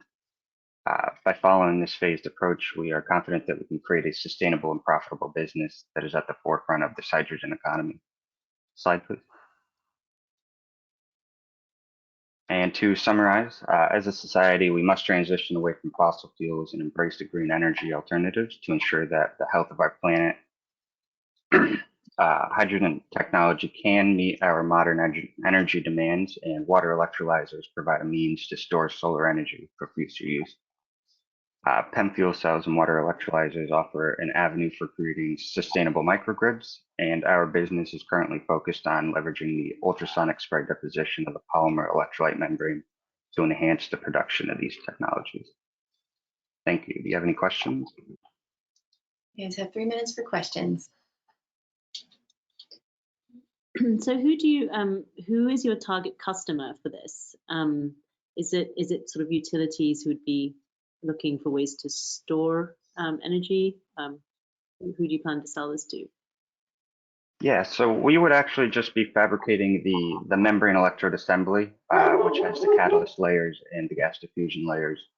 And we would be selling them to companies like Toyota or other car manufacturers, or potentially the companies that use PEM fuel cells for forklifts in refrigerated housing. And then they would be putting them into the devices that they take to put into their cars or their forklifts. So we would just be selling the bread and butter, which makes the electrochemical reaction happen, and they would be putting it into their device for their specific application. And is there anyone else selling that particular component today?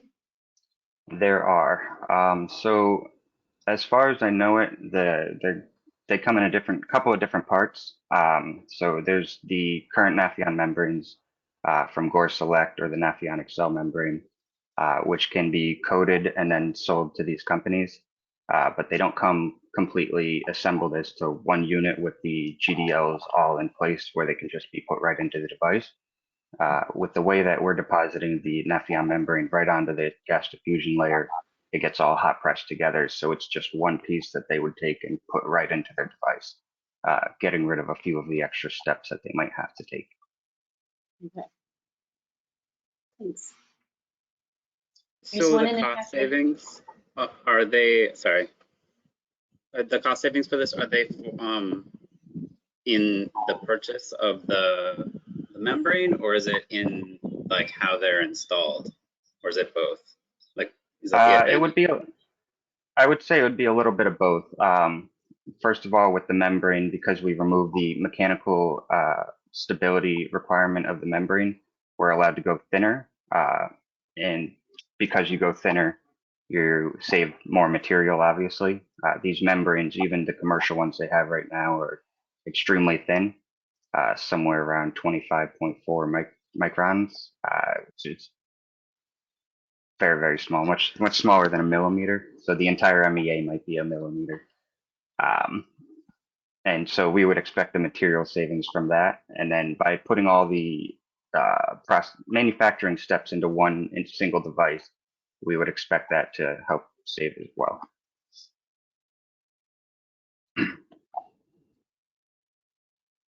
All right, there's 15 seconds left. Anybody got one last question?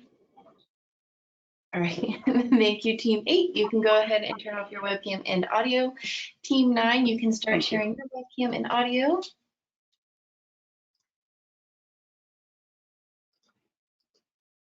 Hi, can you hear me? Yes, we can. Can you hear Awesome. us okay? Yep. Awesome, and do you see your presentation? Yes, I do. All right, we are ready when you are. Alrighty. So yeah, I'm Mitchell O'Hara, and I'm presenting for Team Bactericell. Next slide, please. So a little bit about the background. Yeah, perfect. So red tide is actually one of the biggest wastewater-induced disasters here in Florida, especially on the coast of Gulf Coast. It leads to massive death in marine wildlife and other dependent animals such as birds. It's a huge public health crisis, as well as we have a ton of respiratory issues that arise during that same time, as well as it's an economic disaster for many businesses that rely on these coastal waters. Next slide, please. So one of the biggest reasons why wastewater is a problem is because of a bunch of different things, right? So just focusing on municipal wastewater, right? There's an increased need for energy utilization with increased population density, right? So Tampa, we have a ton of waste here. Electrical utility costs are going way up lately, especially with the increasing fuel costs. And in general, wastewater treatment is vastly expensive. And just in general, municipal waste is a large source of the water pollution here in urban areas, as well as in Tampa. Next slide, please. So what is the solution here? We want to introduce an optimized microbial fuel cell to make it commercially available. That will be to create green energy source that can be used within a municipality wastewater source. You can also create potable water sources that can be recycled within the process, or if you need to use it for other reasons. Further, it has a reduced cost for wastewater treatment and further electrical utilities. Overall, this will change one industry's waste into their own treasure. Next slide, please. And so a little bit about our microbial fuel cell. So in general, there's a bacteria-coated anode that will essentially eat the waste and create metabolites that will create bioelectricity. From here, you will have forward osmosis that can create this potable water that if you need to reuse it later. Further, our commercialization differentiation that will actually help us reach market a lot faster is that we'll have this electrospun anode that will increase bacterial binding and efficiency. and including an electrosponge membrane that will actually decrease the membrane fouling, so that way you can utilize this fuel cell a lot longer while waiting for like repairs a lot, a shorter time. Next slide, please. Just a quick thing to the team. I'm Mitchell Hare again, and then there's John Carlos Salini. Next slide, please. And so here's the market, right? Our initial market is going to be focused on urban municipality that work with wastewater. So quickly, the needs are that they need cheap, consistent phosphorus and nitrogen removal within that process.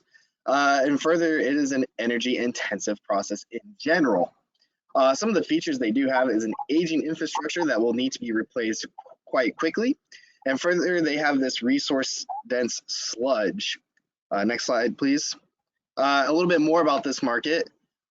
So by utilizing our technology, they'll have this decreased pollutant concentration since the bacteria is going to be eating that waste.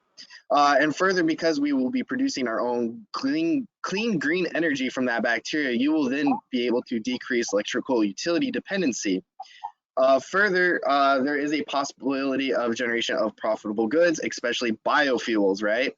That's pretty big. So the bacteria products will actually include the production of biofuels. A little bit more is that they generate over $60 billion in the US, they being the municipalities. There's many large grants available to both businesses and individuals for product ideation and research. And there's a $25 billion right now being spent on wastewater treatment projects annually, which leaves us plenty of runway to enter that market. Next slide, please. And so we have a little bit about the competition versus us. Our competition was focused on wastewater treatment companies. They have this energy intensive equipment that is very large, consumes massive square footage, and they have high initial costs. Whereas our advantages is that it's very small because we only really need this anode, cathode, and membrane and a separate tank that can be really small. And as well as we actually produce energy rather than consume energy. And further, we reduce the wastewater treatment costs by not needing the chemicals. But both of us use microbial processing, which actually helps with the next slide, where we can actually do partnerships with these was there not one before? Oh, there we go. So yeah, partnership. So we can actually integrate our technology within a lot of these large tanks that these wastewater companies do have to actually help create this kind of like partnership where we can then go into other industries such as food processing, mining, oil, and all those, as well as utilize their separators to actually extract those biofuels out so that these larger municipalities can actually turn a larger profit and actually reduce the tax burden on community members. Next slide, please. Which also leads into our business model, right? So this is actually the big part, right? We want to focus on these first two, right? So licensing to actually help us get that technology into the current wastewater treatment competitors, which will then turn them less into competitors and more like allies, essentially. And as well as working in those licensing deals, we want to be sure that we're the ones that are maintaining our portion of the product, right? So that means we'll be servicing the anodes and the cathodes and the membranes and actually delivering those products once they are no longer usable, and we can actually deliver those and get those reoccurring costs in. Later on, for those one-time fees, that would be like if we wanted to expand into septic tanks and whatnot, but that's just for much later. Next one. This is just a quick bit about our marketing approach. We want to partner up with local municipalities here in Hillsborough and Pinellas, as well as do an industry outreach by using those local partnerships to actually talk to a lot of these wastewater treatment companies to really work on those partnerships and licensing deals.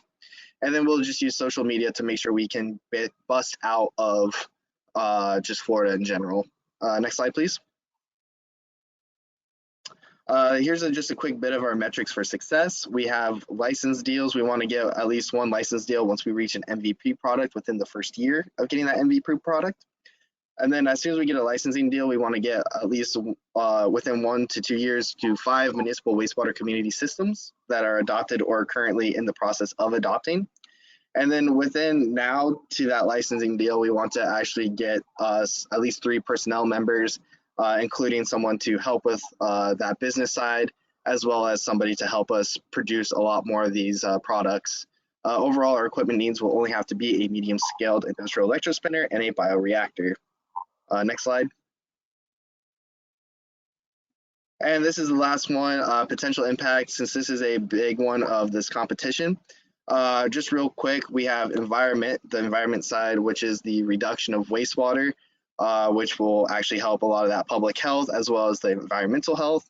We'll be able to increase the supply of potable water that can benefit from communities, as well as for the impact towards jobs in the energy sector. Since we will be doing biofuels and biofuel refining much later down the road, there won't be an initial impact, but later on we will be able to definitely get a lot of those oil and petroleum workers later on to help with the refining process. Next slides are basically resources and thank you. And hopefully I was within my 7 minutes. You went a little over, so we'll do 2 minutes for questions. Darn. From my understanding, the challenge with this technology, with scaling up to accommodate large volumes of wastewater, is the cost of materials. Like, for example, the membranes that you use to separate the effect.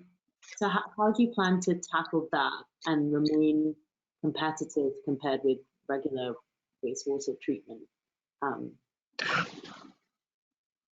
Yes, so we've done a lot of research in my lab in the past for just general water filtering in general. So one of the things was that we were able to create a renewable, cheap way to create these membranes at a large scale. And so we'd be using a lot of those resources to kind of double back and create these cheaper membranes through an electrospinning process. So that would be our first initial plan, to kind of scale up that way and do further research into that to make sure that it is still viable when we talk about wastewater. Thanks. All right, you have one more question. Enough time for 1 minute. Enough time for one more question. I suspect, and I don't know, but I would guess that wastewater treatment plants are highly regulated. Yeah, have you done any research to see how easy it is to work with them or what it might take to make them partners for you? Yes, actually, I am talking to a municipality down in Orange County, California. So right now we're discussing about how they want to actually reduce a lot of that stuff. So obviously, since we are working with bacteria, that's a little bit, just sounding sketchy. So one of the big things is we got to make sure that, number one, that when that bacteria does leave, if it does leave and wash away from that anode, it's not going to, infect anybody later down. Which is the good news, is that a lot of this is anaerobic. So the second it gets unleashed, it just dies. But yes, that we have been talking regulations and things like that, and it seems that it will be able to work, but we have to be able to work hard, especially since we're talking with California, which usually has a lot more tighter regulations. All right, that's the end of the questions. Was there one more?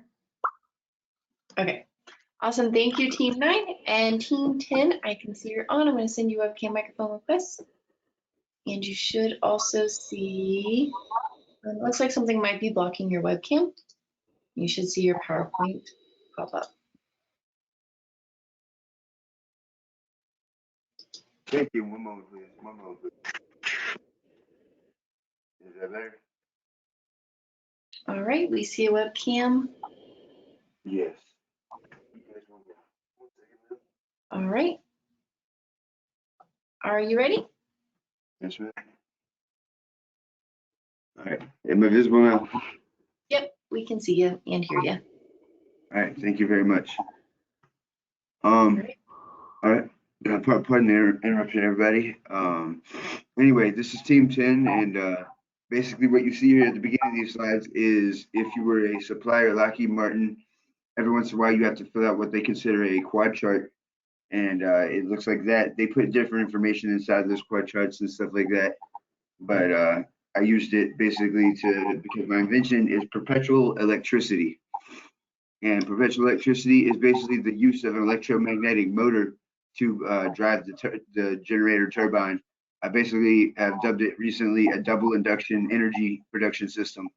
And the unique thing about it is that the fact that if it was used in a large scale plant, one motor, I have it set up in one of the more recent, basically mathematically proven formats, is that it is able to use 1 kilowatt constant basically of energy at the electric motor, because they can be made to be very efficient, as we already know. You know what I mean? Elon Musk has cars that drive 500 to 800 miles, you know what I mean, at one time.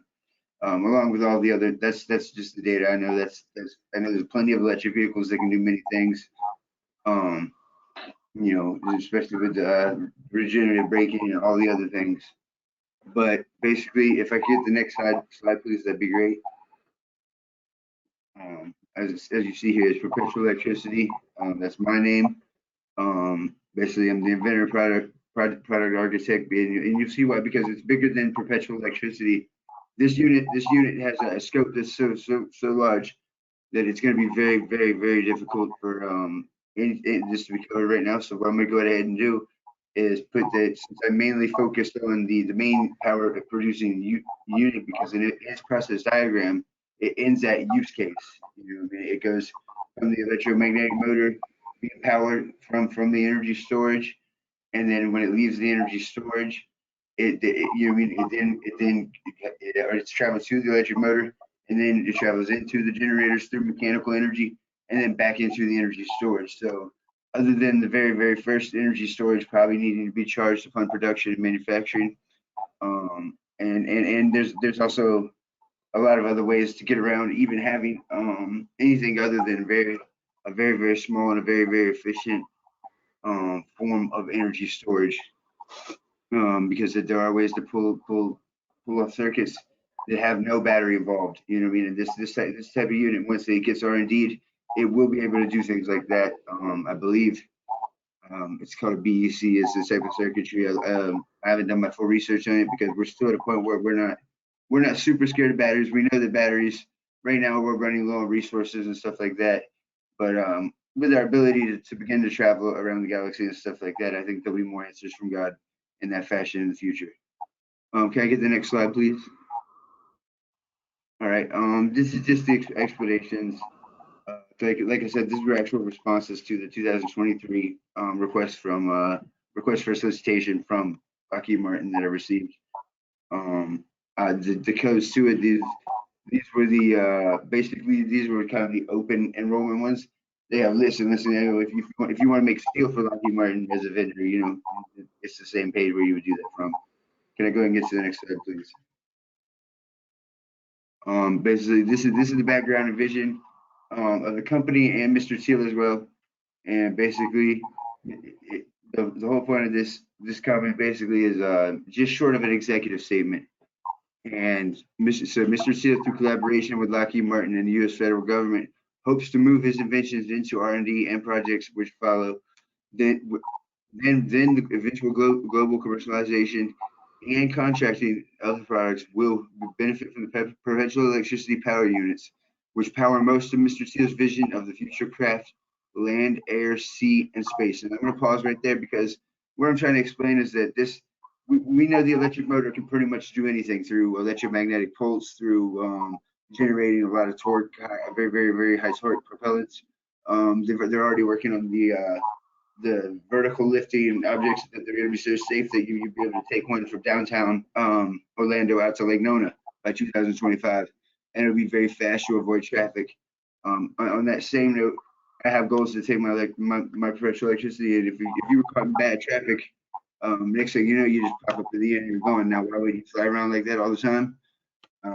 Basically, because there are going to be times where you're going to need to get back into a traffic area, you know, safely, for you to be able to park your ride and leave it. You can't leave it in the air, of course, you know. I don't see a commercialized parachuting car, you know. And also then I go on to say, he also hopes to deliver quickly the vision. Oh my God. He also hopes to deliver quickly products to help the USA and Lockheed to provide new ways to support our allies who are in conflict, and helping current stabilization of conflict worldwide. Mr. Thiel sees the world in a pivotal moment, an electrical revolution, and is able to provide the safest, most sustainable, and scalable form of energy generation gifted to mankind by God. And I stand on that because this is one of the only options where, you know, even biogas, you must have CO2. You know, it is a very clean option, but it does need more electricity to break it down. And our industrial format of a power plant, basically it would do the same thing. It was CO2 captured just to clean up the environment from the materials that were used and will continue to be used, because we haven't found a way to avoid the fact that we need copper, we need magnetic material. You know, I mean, there are things that we do need, but we do believe that basically ecologically this could, and I want to 3D print it all, so to reduce waste and move forward and advance robotics to a point where that this technology really makes the most sense, because it's obviously not very dangerous as is. So if we could get, I submitted to an investor in the UK for 500 million, but it covered my whole scope. They focused in on just perpetual electricity and basically their commercial, residential, and like I just mentioned, the carbon capture industrial power plant. But at the same time, I just had issues with the fact that I'm an American citizen and not registered in VAT properly. It went all the way to closing and was signed and everything, money in intermediary accounts. So I do believe that the market is there for this. I've had a little trouble because some people I don't think understand, but it would just be one of those things that as it's able to generate money, I'll be able to convey the message through marketing professionals a little bit better, you know. Can I get the next slide, please? You are at 7 minutes. Okay, I have 13, right? No, you have 7 minutes to present and then 3 minutes for questions, so I would wrap up really quick. Okay, well, this is a perfect slide to end on. Thank you very much. But like I said, perpetual electricity, this is the home model. It's a half a cubic foot, you know what I mean? And the energy storage, I don't know if you've ever seen solar, most of the storage for energy, apologize. Most of solar's energy storage is around the same size. So in 1 cubic foot, we're powering a home, no problem, and they're moving power back into the grid, which is always good to continue to move forward to be a strong nation. And that's it. I'm available for questions. Thank you all very much. I apologize about the slow start. No worries. You've got 2 minutes for questions. Are there any questions from our judges?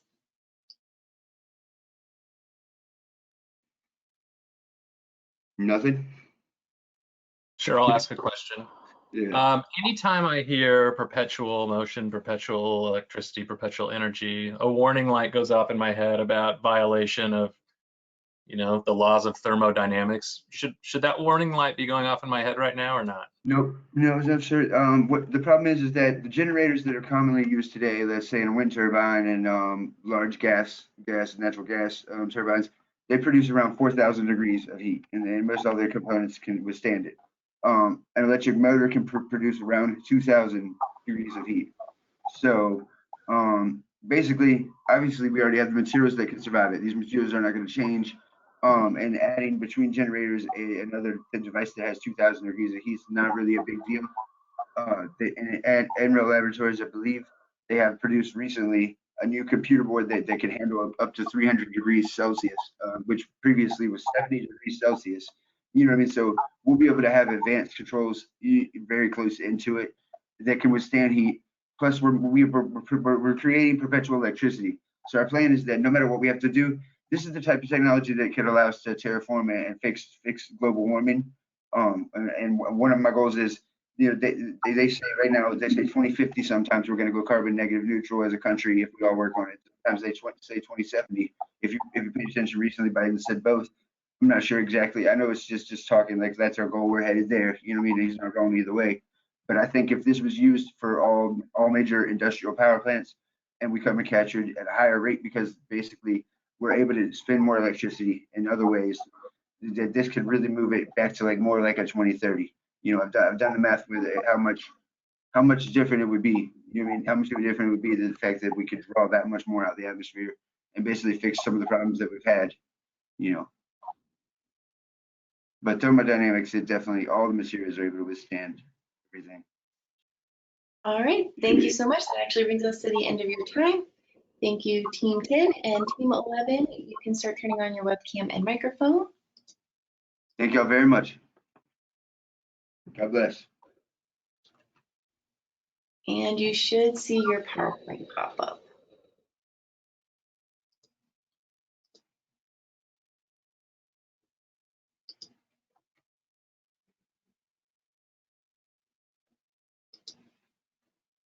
Sorry, it's like loading. I don't know if you can hear me, but it's Oh, I can hear you. We don't see you. yeah, I'm trying to turn on my webcam. I don't know what.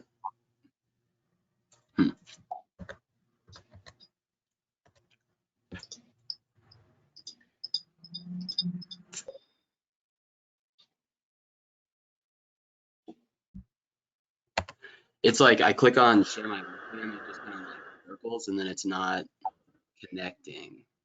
Are you on a Mac by any chance? No, I'm not. Okay, that's good.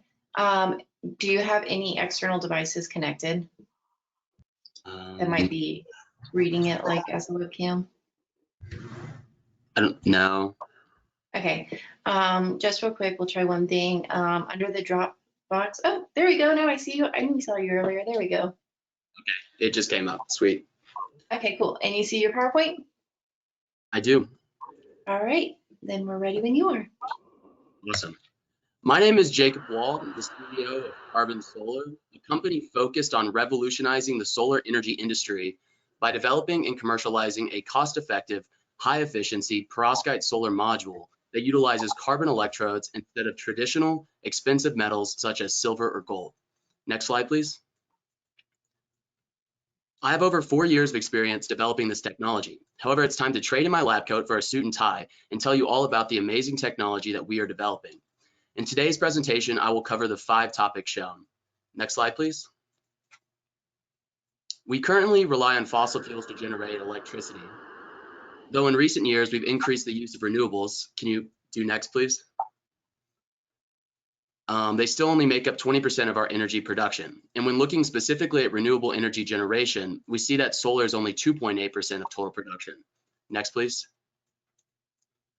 If we are able to sustainably meet the rising demand for solar energy generation, then we must explore new PV technology. Next slide, please. Can you go one more, please? One such technology is perovskite solar module. Many in the research community believe that they have the potential to meet the increasing demand for solar energy.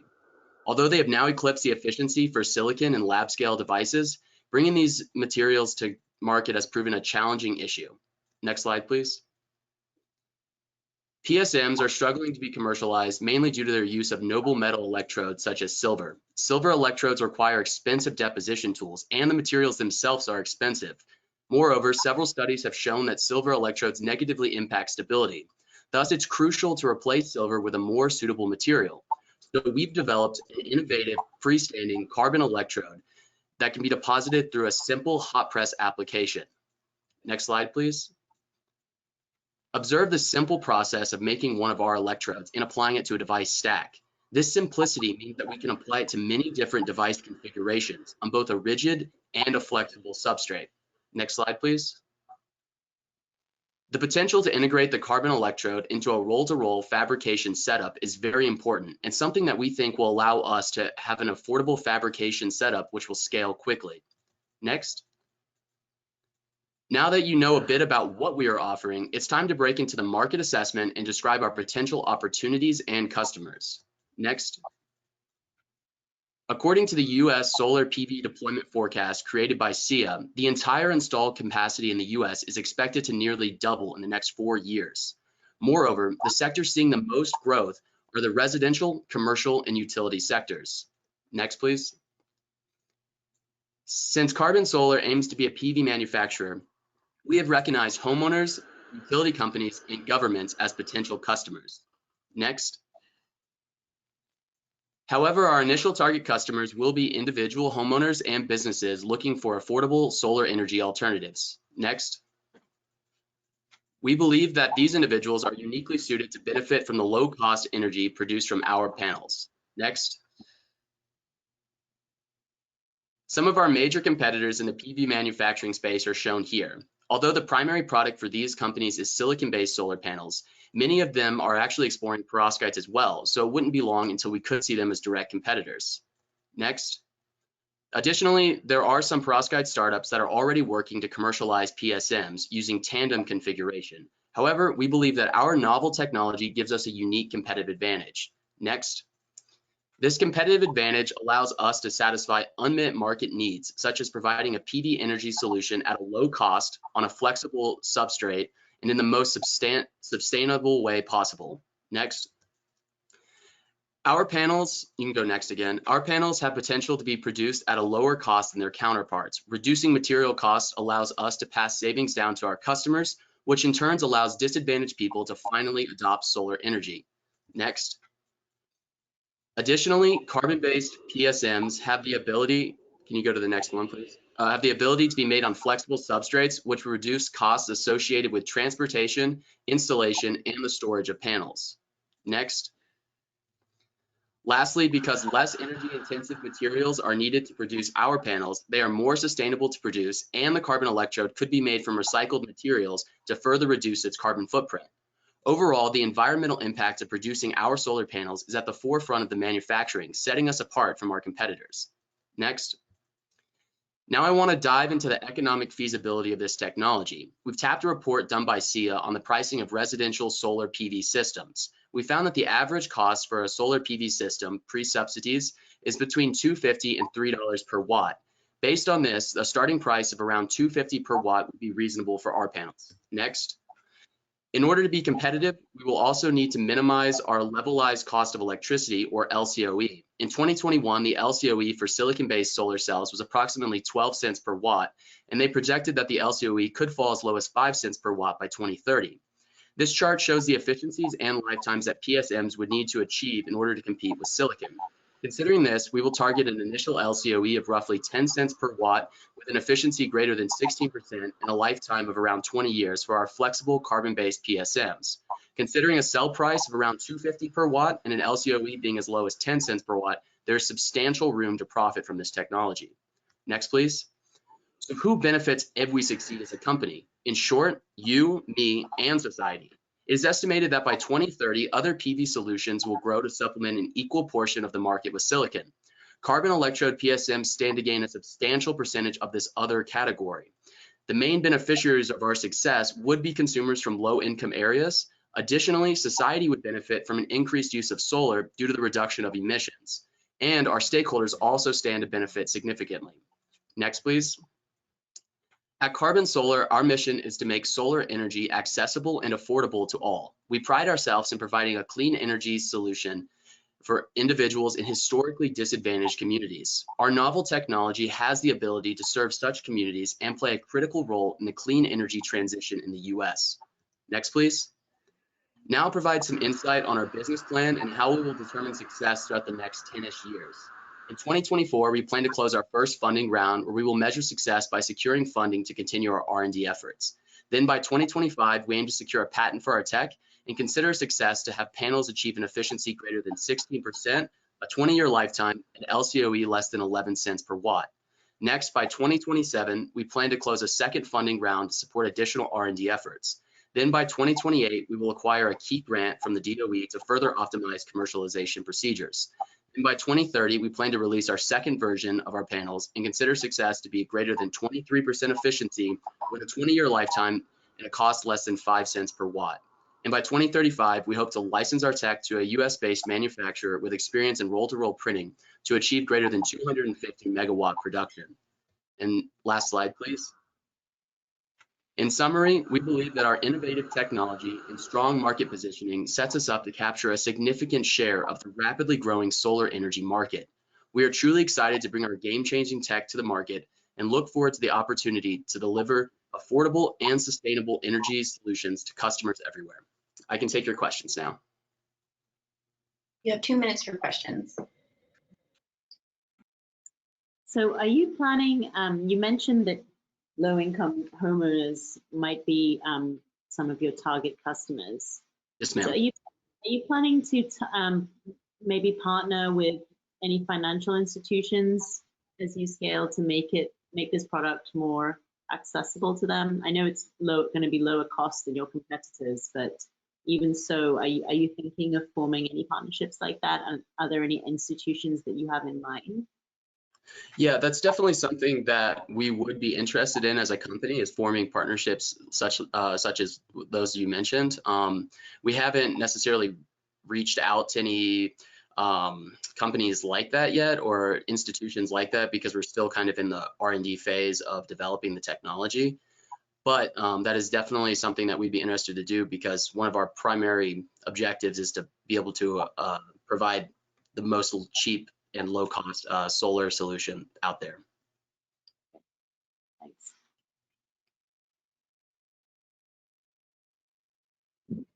Yeah, How far are you from doing this? I feel like I've read about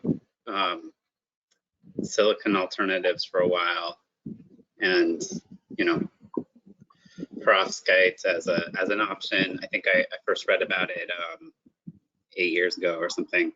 You know, Sure. and it hasn't gotten there. Yeah, so perovskites were first explored as a solar alternative to silicon starting in 2009, but they only had about 3.8% efficiency.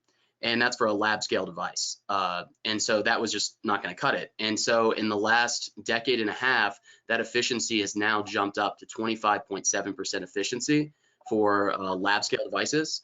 And for carbon electrode based devices, we're still around like 21% efficiency, which is slightly lower than the noble metal electrodes. But we think that within the next 10 years, we'll be able to get that efficiency a bit higher. But the stability that we are able to achieve with our devices is kind of the key point, because main thing limiting perovskites from being commercialized right now is their lack of long-term stability.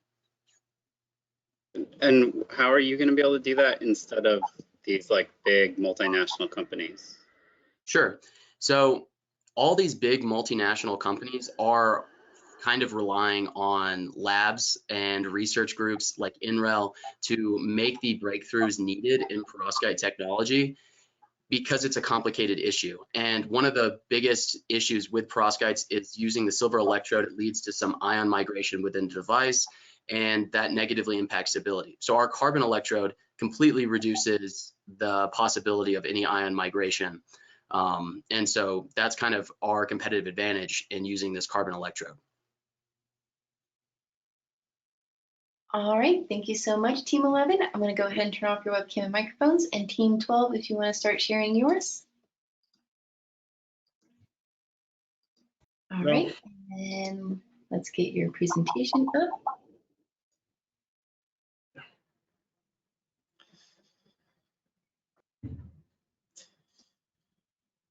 Hello, everyone. Hello, everyone. My name is Arash, and here I'm with my teammates Masan and Faisal from the University of Florida. We are excited to introduce our technology, metal hydride hydropower energy storage system. Next slide, please. Pumped storage hydropower covers 93% of utility scale energy storage in the US. However, they have negative impacts on ecology due to the habitat destruction and water quality reduction. PSH installation needs suitable topography, which can be challenging in steep mountains. Also, they take up 0.26 acres per megawatt hour energy. So to address these issues, Glides was invented in Oak Ridge National Lab by one of our team members. They got 40-fold increase in volumetric capacity compared to PSH. Glides uses air pressure to create high water head, but it can be more efficient in terms of size, cost, and power delivery by means of our technology. The Glides prototype is shown in the bottom right. Next slide, please. By integrating glides with metal hydride materials and benefiting from their compressibility features to store hydrogen, we can boost up energy density of the system. As shown here, we have two high pressure and low pressure tanks for storing hydrogen. During system charging, a water pump will compress hydrogen into the high pressure tank, and some work can be extracted from the low pressure tank. During discharge process, the flow of hydrogen will be reversed, and the compressed hydrogen provides the needed force to constantly push water through turbine. So we will have a flat line power delivery system. Using this mechanism, we will enhance energy density 20 times, getting about 20 kWh per cubic meter with the same efficiency and life expectancy, because most mechanical equipment is the same. Next slide, over to Faisal. During our assessment of the energy storage market, we identified the utility companies as our targeted clients. We also identified the service domain of our technology within the electricity grid. We concluded that it is best integrated into the low voltage distribution lines. We also did customer discovery interviews with 75 potential customers. Based on their responses, we can say that the most utility companies are seeking a technology that is flexible, deployable, and easy to install. Yet, they need a technology that can enhance grid resilience and assist in addressing unexpected high peak demand. Additionally, they are interested in a technology that can support their decarbonization objectives. Next slide, please. The top figure shows the broader picture of the energy storage market, featuring the main categories of this market and a few leading startups in each field. During our analysis, we identified our main competitors as startups that provide energy storage products using either mechanical energy storage or compressed air energy storage systems. The bottom table compares our technology with the technologies provided by our main competitors. Our technology boasts a 60% longer lifespan than mechanical energy storage systems. And when it comes to installation time, which is very crucial to our customers based on our survey, the time it takes to install our system is much shorter than what it takes for our competitors to obtain the necessary permits and construct their systems. Since our technology does not have compressor, which suffer from low efficiency, it is almost twice as efficient as compressed air energy storage systems. Next slide, please. Now over to you, Masa. On the top from left to the right, in the first plot, the analyzed data shows that the cost of our technology compete with PSH and is nearly half of the glides. Based on the capital cost range in the next plot, our price is between $3,000 to $5,000 per kW, which is lower than both PSH and glides. The next plot shows that with a 25% earnings before interest, tax, etc., our price is $3,800 per kW, which is comparable to the average cost of PSH. In the last plot, our market potential graph indicates that targeting 1% of our serviceable available market is realistic for our obtainable market. Bottom section shows the cost analysis for glide system with different capacities from 100 to 10,000 kW. The pie chart in the right shows around 77% of the total cost of the glide system is associated to the pressure vessels. Also, our system has similar cost estimation. Next slide, please.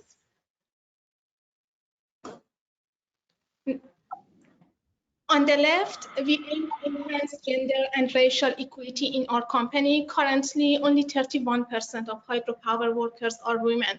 Also, workforce development is our top priority.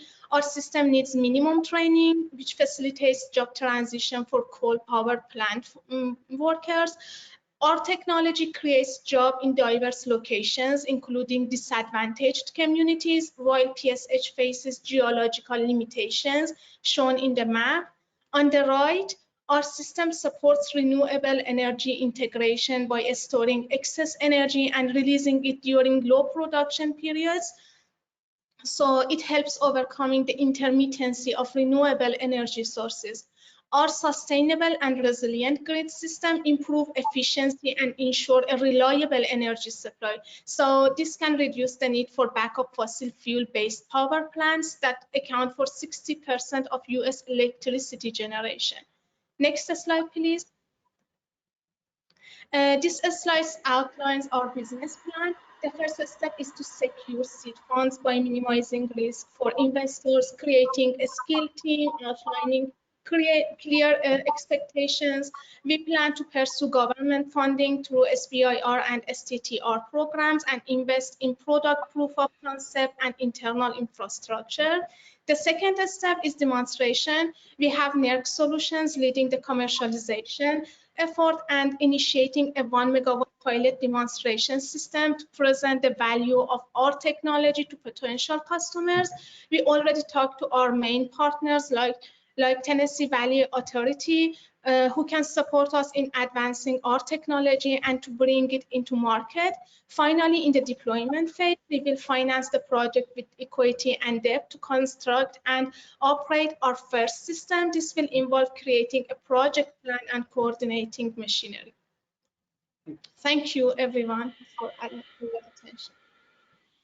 Perfect. Right at about 7 minutes. You have 3 minutes for questions from the judges.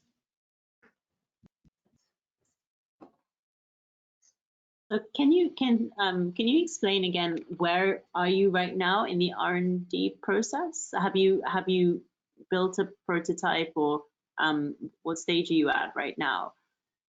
For the glides, we already had R&D, and it was done at Oak Ridge National Lab, and it was patented. It was a 4D R&D for the results that I showed you, for the price and for the capacity of different systems. And now we are looking for funding to secure our position for the next step of our research for improving the current system.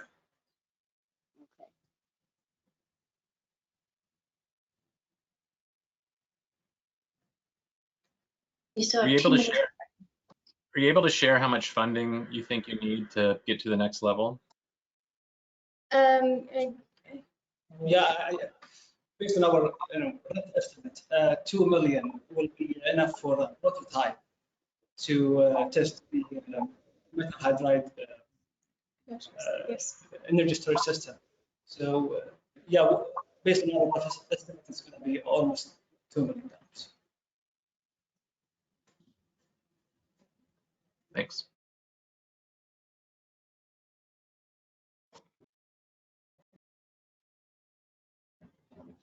One more minute, enough time for one more question.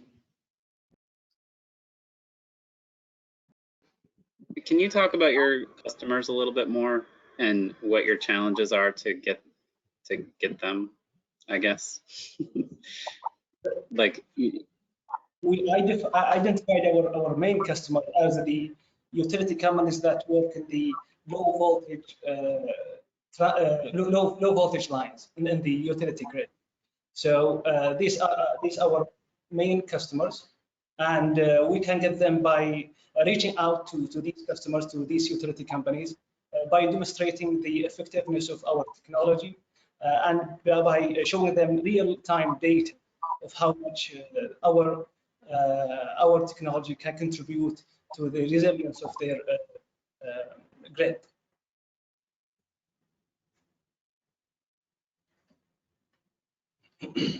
All right, well, that actually brings us to exactly 10 minutes. So thank you all for presenting. Good job to all the teams. Judges, those are all 12 presentations. Thank you so much. You should have a link to the judges, to the room that will be the judges room, where we will deliberate and finish finalizing everything. If you need that link, just let me know and I'll send it to you.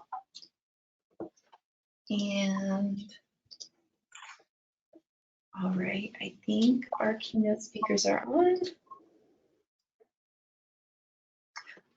All right, I'm going to send the link to the judges to join. You can go ahead and go over to that room now.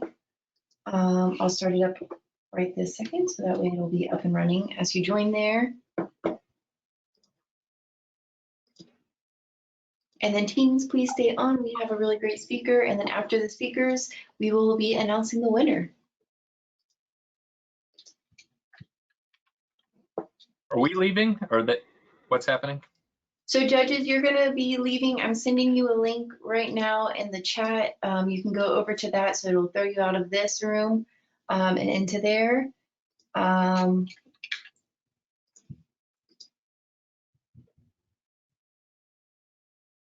Sorry, trying to find you all in the list of all the names.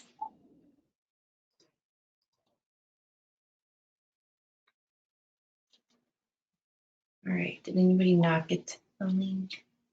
Can you tell me how to see the chat on here? Yeah, so in that control panel all the way at the bottom, it should be like a little drop down. Sometimes that little arrow just doesn't click down. Okay. I think if I send you a chat, it should send you a notification like right away. I think I've lost that little window on the side. So Okay. Do you want me to shoot you an email real quick with it? Does that work? Okay. Perfect. Thank you. There you are. All right, that should be in your email. And Galen, did you get yours?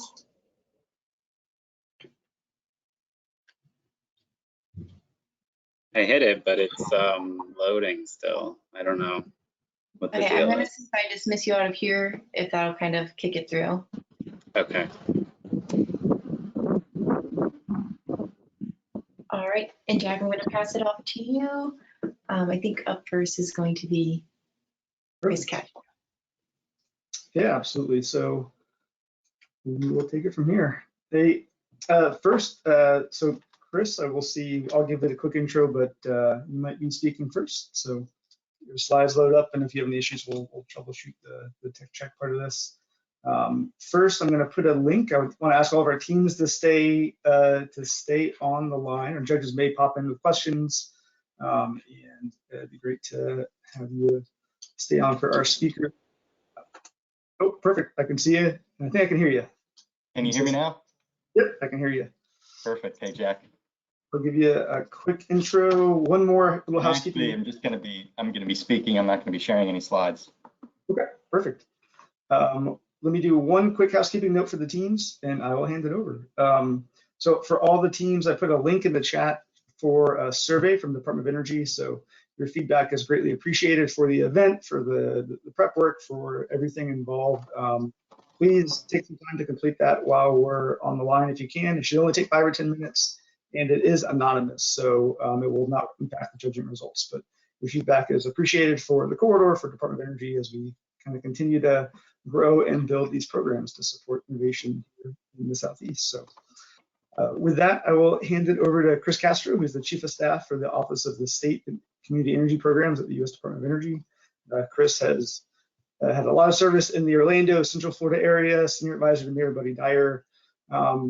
Ideas for us, I could take the entire 15 minutes, Chris, with your introduction, so I will not do that. But hand it over to Chris. Anyone that has questions, please put them in the chat as we go. Awesome. Well, Jack, thank you so much. And to the entire Energy TechUp organizing team, to all the entrepreneurs, congratulations. You all have made it to a really important step. And just thinking through innovations in the clean energy space is probably one of the greatest opportunities that we have ahead of us. And so I'm really excited to be here with you all this afternoon and just introduce myself and share a little bit more about my journey in terms of what got me here to the Department of Energy and why I'm so passionate in the clean energy space. As mentioned, my name is Chris Castro. First and foremost, I consider myself an eco-entrepreneur, a community organizer, and I come to you today in my capacity at the U.S. Department of Energy as the inaugural Chief of Staff in a newly formed office called the Office of State and Community Energy Programs, also known as SCEP. I think you all probably know this more than most, but we're at one of the most exciting times in modern history. We have the opportunity of driving the greatest economic development, job creation, equitable deployment of these resources that we'll see in the entire 21st century. And it's coming at a time where we have not only the marketplace that's ripening, we have the manufacturing base and the supply chains that are ramping up in this space. We have the finance community that's throwing literally hundreds of billions of dollars. And just over the course of this past year, Congress delivered the most meaningful actions on climate and clean energy that we've ever seen, not just in the United States, but arguably on a global level, right? At first, November of this past year, of 2021, Congress delivered on the bipartisan infrastructure law, right? The Investment and Jobs Act that ultimately really is the backbone behind driving this clean energy economy forward. And it's going to be investing in our manufacturing. It's going to be investing in our communities to drive forward a lot of the clean energy work, whether it's microgrids or EV charging infrastructure, improving transit and rail and many others, right? Then we had the CHIPS and Science Act that was passed last summer. in 2022. And this often doesn't get a lot of light, but I will say that it's one of the biggest investments in semiconductor manufacturing to start to get us ready to be more resilient as it relates to the supply chains for clean energy in America and beyond, right? And so the CHIPS and Science Act is doing significant investments in our national labs, in our universities, in innovation, but also to drive forward the manufacturing. And we call that the brain of the clean energy economy. And lastly, but certainly not least, is the Inflation Reduction Act, what we call IRA. And that is the lungs behind, you know, this clean energy movement that's truly breathing, you know, new life into what's going to be decades of opportunity for us and millions of new, good, high wage paying jobs that at the same time helps us to really revitalize our communities and use this moment as a way to address the historic inequities and inequalities faced by too many communities of color and really low-income communities across the country. So it's really an exciting time. Now, you know, I did not expect to be here in Washington, D.C. I am honored to have accepted a presidential appointment this past summer. And it really comes from this journey that I've been on that I kind of want to start on with you to share. Where I first got involved in this was actually at my university, University of Central Florida, go Knights, and home there at UCF. I landed there in 2006, really undeclared, but with a ton of passion and energy to do something meaningful for the environment, and ultimately landed in environmental science and policy, minored in engineering, and really tried to focus on how do I create solutions that are going to help us drive forward a cleaner, healthier, more prosperous and sustainable future. As a student, I got super passionate, as you can hear, and I started a student organization at UCF called Ideas for Us. And really it became this sustainability consulting firm on campus that was made up of a wide range of students from different colleges and disciplines. We have people, of course, in engineering and environment, but we also had marketing and communications and education majors and, you know, so many others. And at the end of the day, Ideas for Us became the on-campus student, you know, moving force to drive sustainability. We installed over 100 kilowatts of solar by students on campus. We, you know, created the campus garden, and we started bike share programs. And at the end of the day, became this movement. And believe it or not, about a year into this, I ended up identifying an internship at the U.S. Department of Energy. This was in the Office of Energy Efficiency and Renewable Energy, our good friends at EERE. And at the time, I was actually doing research for a professor on how we can turn algae into biofuels and potentially use that algae as a carbon sequestration solution, right? A point source, you know, sequester of emissions at power plants, at factories, and other big industrial places. And so I started to get a lot of interest. I ended up getting and landing this 2-year work study at the Department of Energy while I'm an undergrad. And I came up the summer of 2009 and the summer of 2010. And of course, those 2 summers were instrumental because it allowed me to understand, and this is at the time when we had President Obama, we had the Recovery Act that had been passed, and the focus in the Recovery Act back then was let's start investing in the technology, in the research and development and the demonstrations of these technologies so that come down the line in the next decade, they're market ready, they're commercialized, the financing is aligned, and we're ready to scale. Well, I'm up there 2009, 2010, really gaining that experience. And I ended up coming back to Orlando and helping my county government, Orange County, facilitate and administer a bunch of their DOE grant. Actually, they got money called EECBG, or the Energy Efficiency and Conservation Block Grant. Well, EECBG is intended to help local governments with investing in all types of clean energy projects. It could be rooftop solar, it could be building retrofits for energy efficiency, it could be battery storage, I mean, across the board.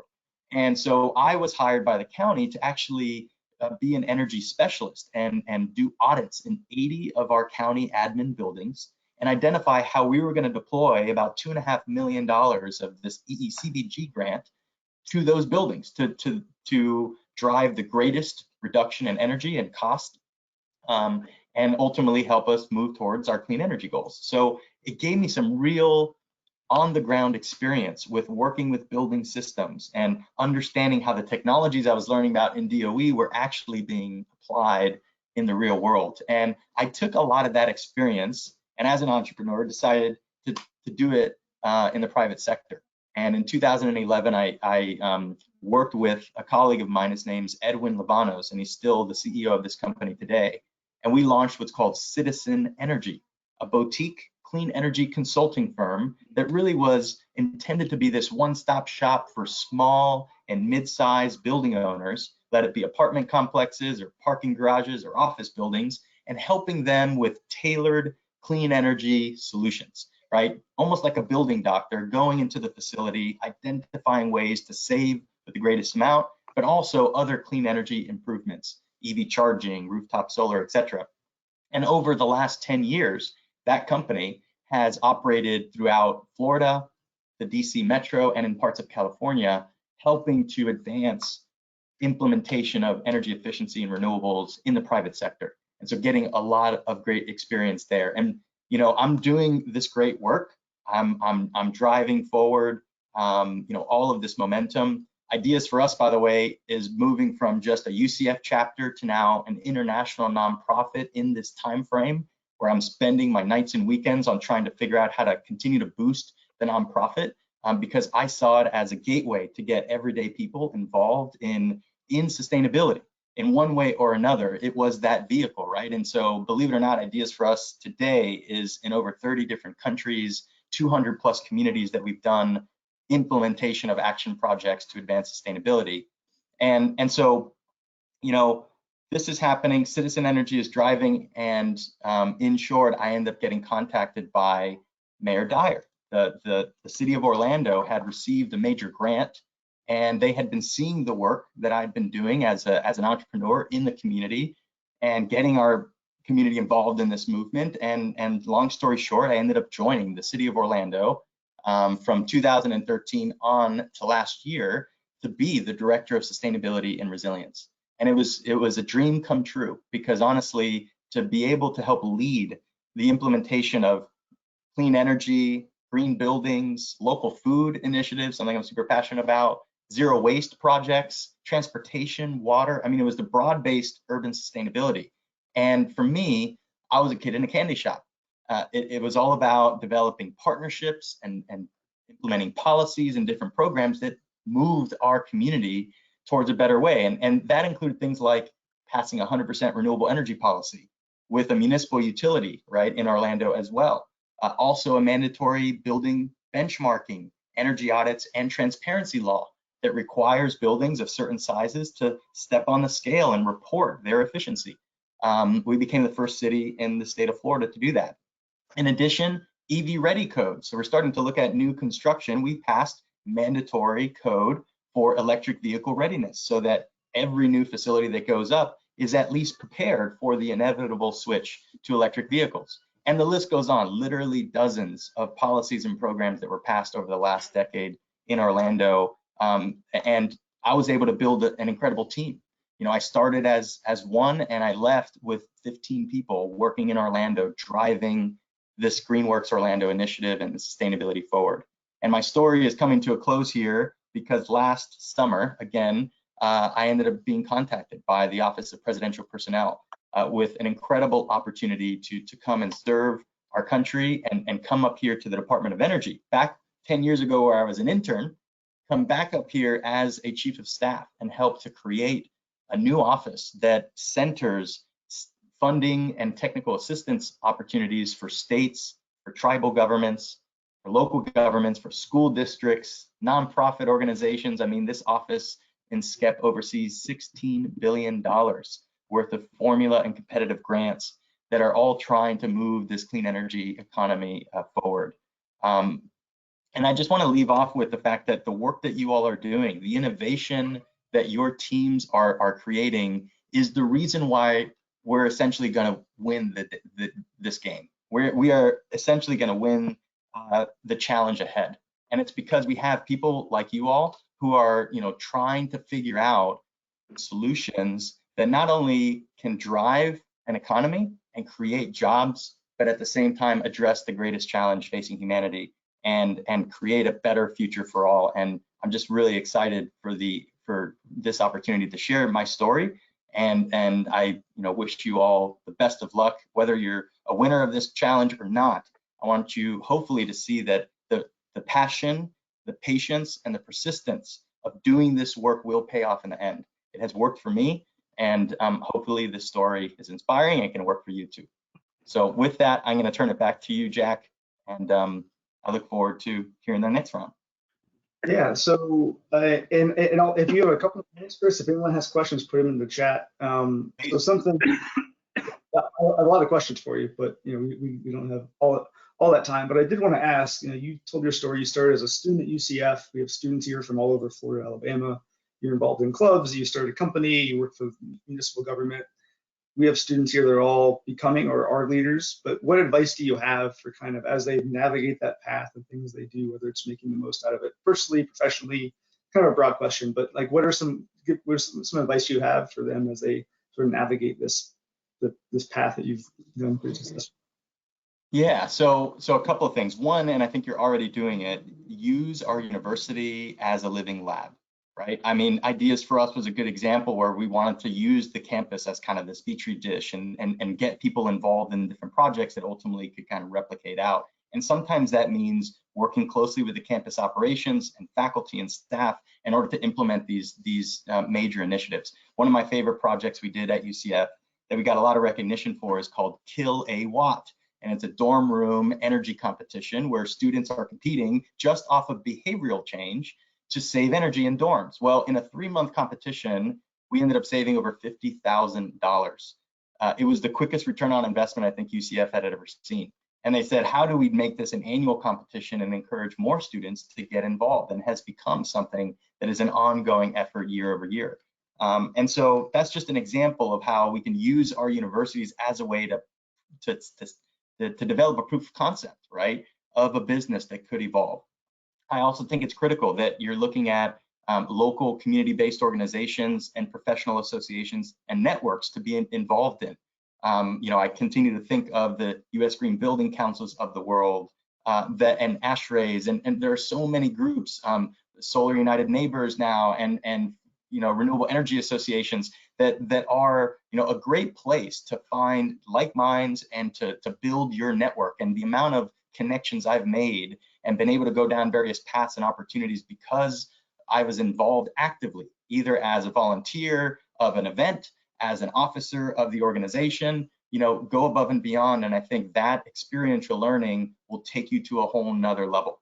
And so get involved on campus or get involved in an organization in the community and go above and beyond in that respect.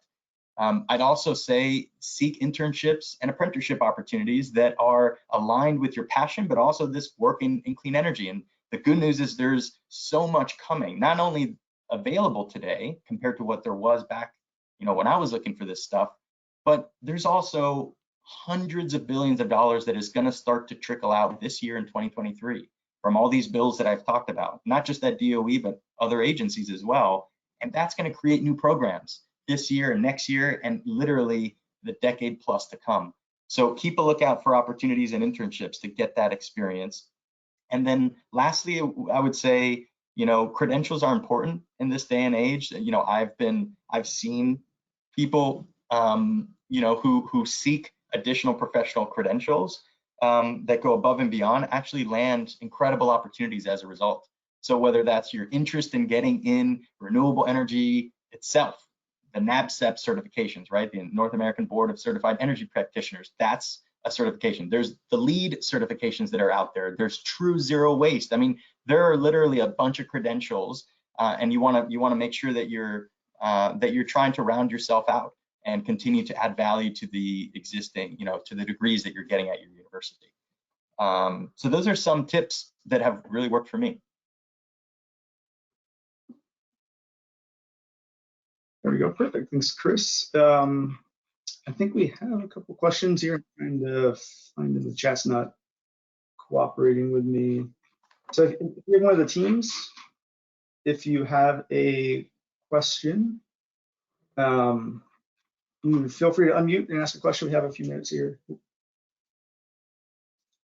Or And I realize attendees are having trouble accessing the chat. I'm working to fix that right now. But you can use the Q&A tab or the questions tab if you do have something. So we are working on it. How about so one thing, yeah, so the teams, you can unmute yourself and ask a question if you have one. So feel free, Team 10. Yes, my only question was, I got to cut a little bit short, and I just wasn't ever able to show that due to the fact that I've got a detailed business plan showing numbers and everything. I never even got into the numbers of the whole thing, and the reason that basically due to the efficiency of it, the reason that it is going to become one of the most intelligent options. You know, of course, we're Department of Energy, Department of Electricity, both say they're looking for a diversified portfolio. There will be no one answer, and it's a $13 trillion industry globally. Energy is, you know, I mean, I'm pretty sure last time I checked, about a week ago, and you know, we inside our business plan inside 2 years, we're hoping to get to 3 billion a year, you know, which is nothing, not a 13 trillion. And I just didn't know if that really had much to do with it. And obviously, we're still talking, so I wanted to go ahead and get that out there. Okay, yeah, appreciate it. Yeah, and also, I wanted to thank both of you for your story, and go Knights, by the way. Awesome. Absolutely. I'm not too sure about your particular project, but certainly look forward to learning more about it. Thank you. Promising. All right. Yeah, go ahead. You too.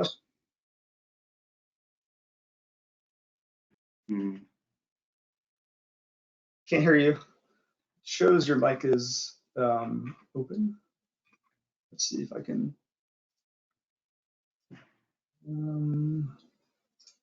I'll just send you an unmute request. Let's see if that works. Here you go. Thank you. Hi. Hi, Chris. I was wondering. Great to see you again. I think you were on last year's Team 2, right? Or competition? Yes, I was. Awesome. Can you hear me okay? I can. Yep. That's good now? Okay. I was on last year's competition. Yes, so it's very good to see you again.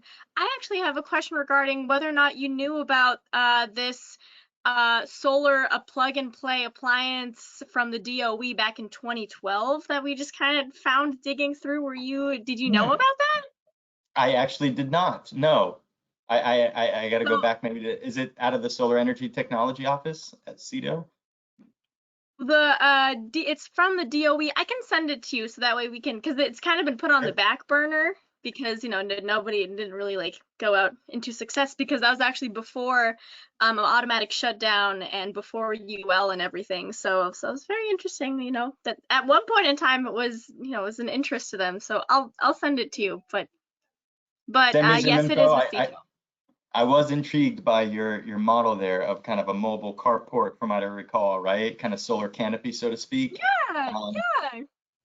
Yeah, I mean, I think it's a really interesting application. And I know back in we were talking about grid tied versus not grid tied and like benefits, pros and cons. Exactly. I mean, overall, I think, yeah, there's some really interesting applications. And I think you're a good example of getting creative at how we go about deploying clean energy, hopefully in an affordable way. One of the big things that all of us should be aware of is the Inflation Reduction Act that got passed has both tax credits and they have tax rebates, right? And so, or I should say cash rebates. The tax credits are game changers, right? Not only is it you know, bumping back up to the 30% ITC, but if you're installing in low-income communities, as an example, that are designated as historically disadvantaged, you get additional 10% adders, right? And so, you know, there is an ability for, you know, the marketplace to really start to shift towards equitable clean energy deployment, and doing so in places where we know people are in highest energy burden, and renewables can play a really good job at helping to kind of mitigate price spikes and increases, even if it doesn't cover their full bill with a smaller system. Right. So keep that in mind. There's a lot of opportunities there. I will. I absolutely will. And I'll forward you this document. You know, it's from 2012, so it's from like over 10 years ago. But still, it's like, hey, it has a whole, and all the requirements was like everything that we are. I was like, wow, oh my gosh, I've only invented this back in 2012. Well, let me dig it up and see if the author's still around DOE. You never know. A lot of them stay quite some time. You never know. You never know. Thank you. Congratulations. Keep it up. Thank you so much. So maybe a last question for me. It's unless someone else does chime in, you have questions, let me know. But so you mentioned the Inflation Reduction Act, the CHIPS Act. There's a lot of really exciting stuff happening. How should the teams here look to get involved with that? I mean, obviously follow press releases and see there's a lot. I know there's a lot coming down the pipeline, but what should they? Anything they should be looking out for? The only what you can say, I realize that too. But you know, however, what should they be looking for to get involved with that for their companies? Well, one thing that Secretary Granholm often talks about with the 3 bills and kind of the magic moment that we're in is that it literally fundamentally changed the Department of Energy's mission to a certain extent, right? DOE has been a research and development and demonstrations agency for the last 45 years. It really started with the Manhattan Project, right? And creating, you know, the bomb, the atomic bomb in World War II, and that created our national labs and ultimately created the Department of Energy. And today, with this $100 billion between these 3 bills that have come to DOE, on top of the base funding that we get annually, it has fundamentally changed our mission.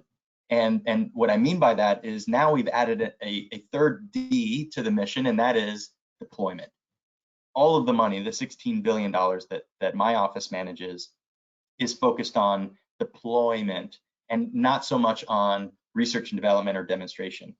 I would encourage you all to continue to look at the Office of Energy Efficiency and Renewable Energy. EERE is going to continue to stay our clean energy office that's trying to spur you know, innovation at our national labs, as well as providing prizes and funding to really get at these demonstrations that ultimately can scale to deployment.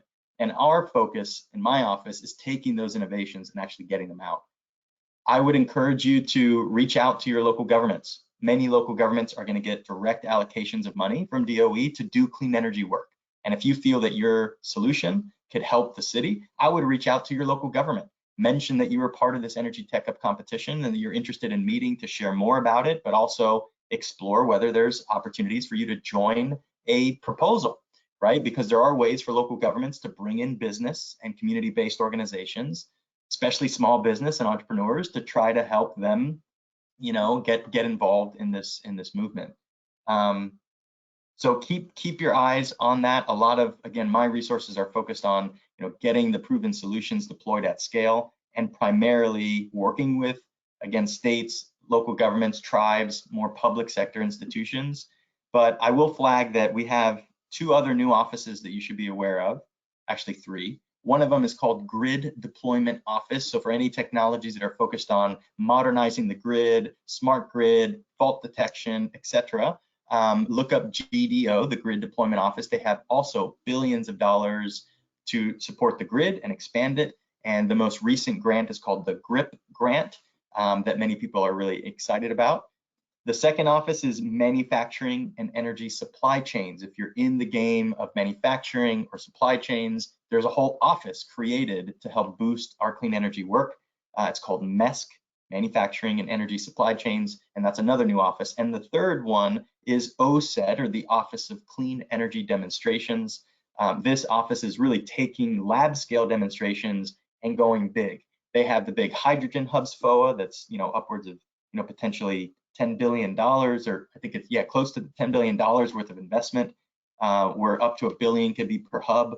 They also have direct air capture grants that are coming out, big battery grants, you know, for manufacturing and recycling and more. And so, you know, look at those new offices as potential outlets for additional complementary funding. And the last one I would say is the Loan Programs Office. A lot of people don't realize that DOE has a finance arm that has hundreds of billions of dollars to take proven solutions and scale them, right? With very competitive cost of capital. The director, Jigar Shah, is a well-known energy whiz and expert in the space. He's an incredible colleague, and they're doing huge, you know, $50, $100 million investments in big solutions. And so whether that's applicable for you now or as you start to grow, know that there's an ability to finance these things at scale, and look to the Loan Programs Office as an opportunity. So those are some thoughts there, Jack. Perfect, Chris. Well, I appreciate your time. was excellent. It's always good to see you and good to hear the story. I think it's, I think it's inspiring for all the students that are on the line here and everything they're doing. So really appreciate it. My pleasure. Thank you all, and again, congratulations to all the teams. This is a really big deal that you've made it this far, and you're winners, certainly in my book. Keep it up. Yeah, no, they're all winners. Some great presentations. So thanks again, Chris. Really appreciate it. Talk to you soon. All right, talk to you soon. For all of our teams, if you can just hang on the line, the judges are still deliberating. We will come back. I think this is a good sign. It means there was some good presentations, difficult decisions to make. So hang on the line, and if you have any questions, you can put them in the questions panel there.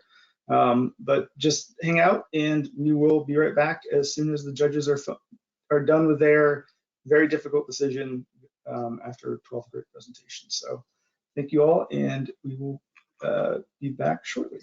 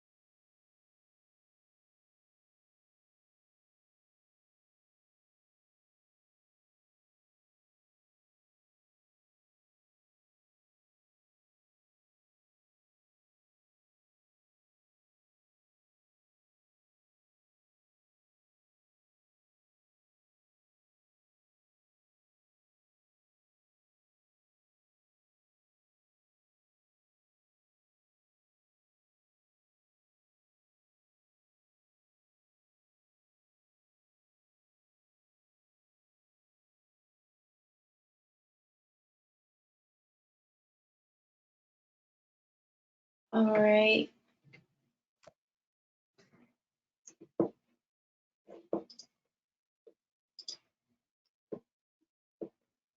Hello, everyone.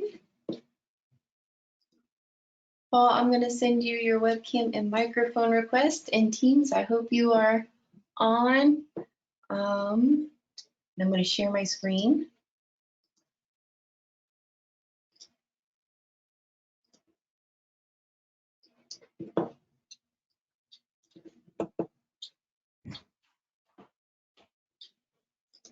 it's gotta make me the presenter. Sorry about this.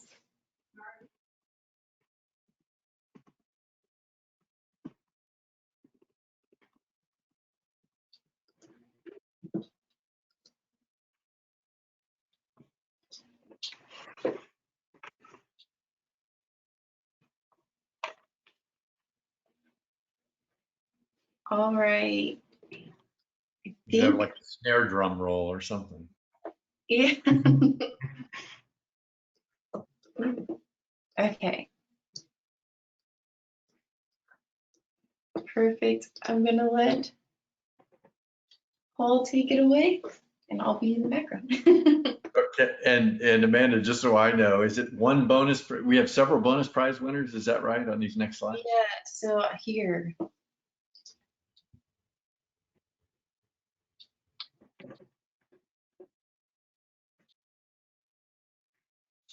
Are they popping up for you? Yeah, they are. Now, is this so everybody can see these? Now, these are nominations. So sorry, everybody. We've obviously, this is okay. We'll do this one step at a time. I just don't want to, we're going to try to keep this a surprise as best we can. So this is for technology bonus prize nomination. So National IP Licensing Team 3. So they are nominated for this, Amanda? Yeah, so what happens at this stage is, so there's clarification for everybody. We've nominated you as a semifinalist for the national people to decide. So these are the teams we picked for the awards. Gotcha. So congratulations on Team 3 for this bonus prize nomination as it goes to nationals. So well done for the CO2 eating algae. Now the help me out for what this one means. Sorry, so this is for the office. My copy and pasting skills were not the greatest today, sorry. That's okay. So the Office of Fossil Energy and Carbon Management, theirs was the carbon dioxide removal. So once again, it was Team 3 from waste management, waste to market growth, CO2 eating algae. Okay, so another nomination for Team 3. So well done for them. That sounds great. Then for grid enhancing technology under electricity, Team 6. So congratulations to Team 6. And then and you heard Chris talk about this for Solar Energy Technologies Office, Team 2 and the Mega. So congratulations for that nomination as you all are moving forward. And I think is this the final one, Amanda, or is there one after this? This is our final one. So the final one for Technology Bonus Prize nominations to go to Nationals, Water Power Technologies Office is one of them, and they're going to be able to see and look at Team 12. So congratulations on Team 12 sticking it out to present last, but be nominated for this one. So congratulations.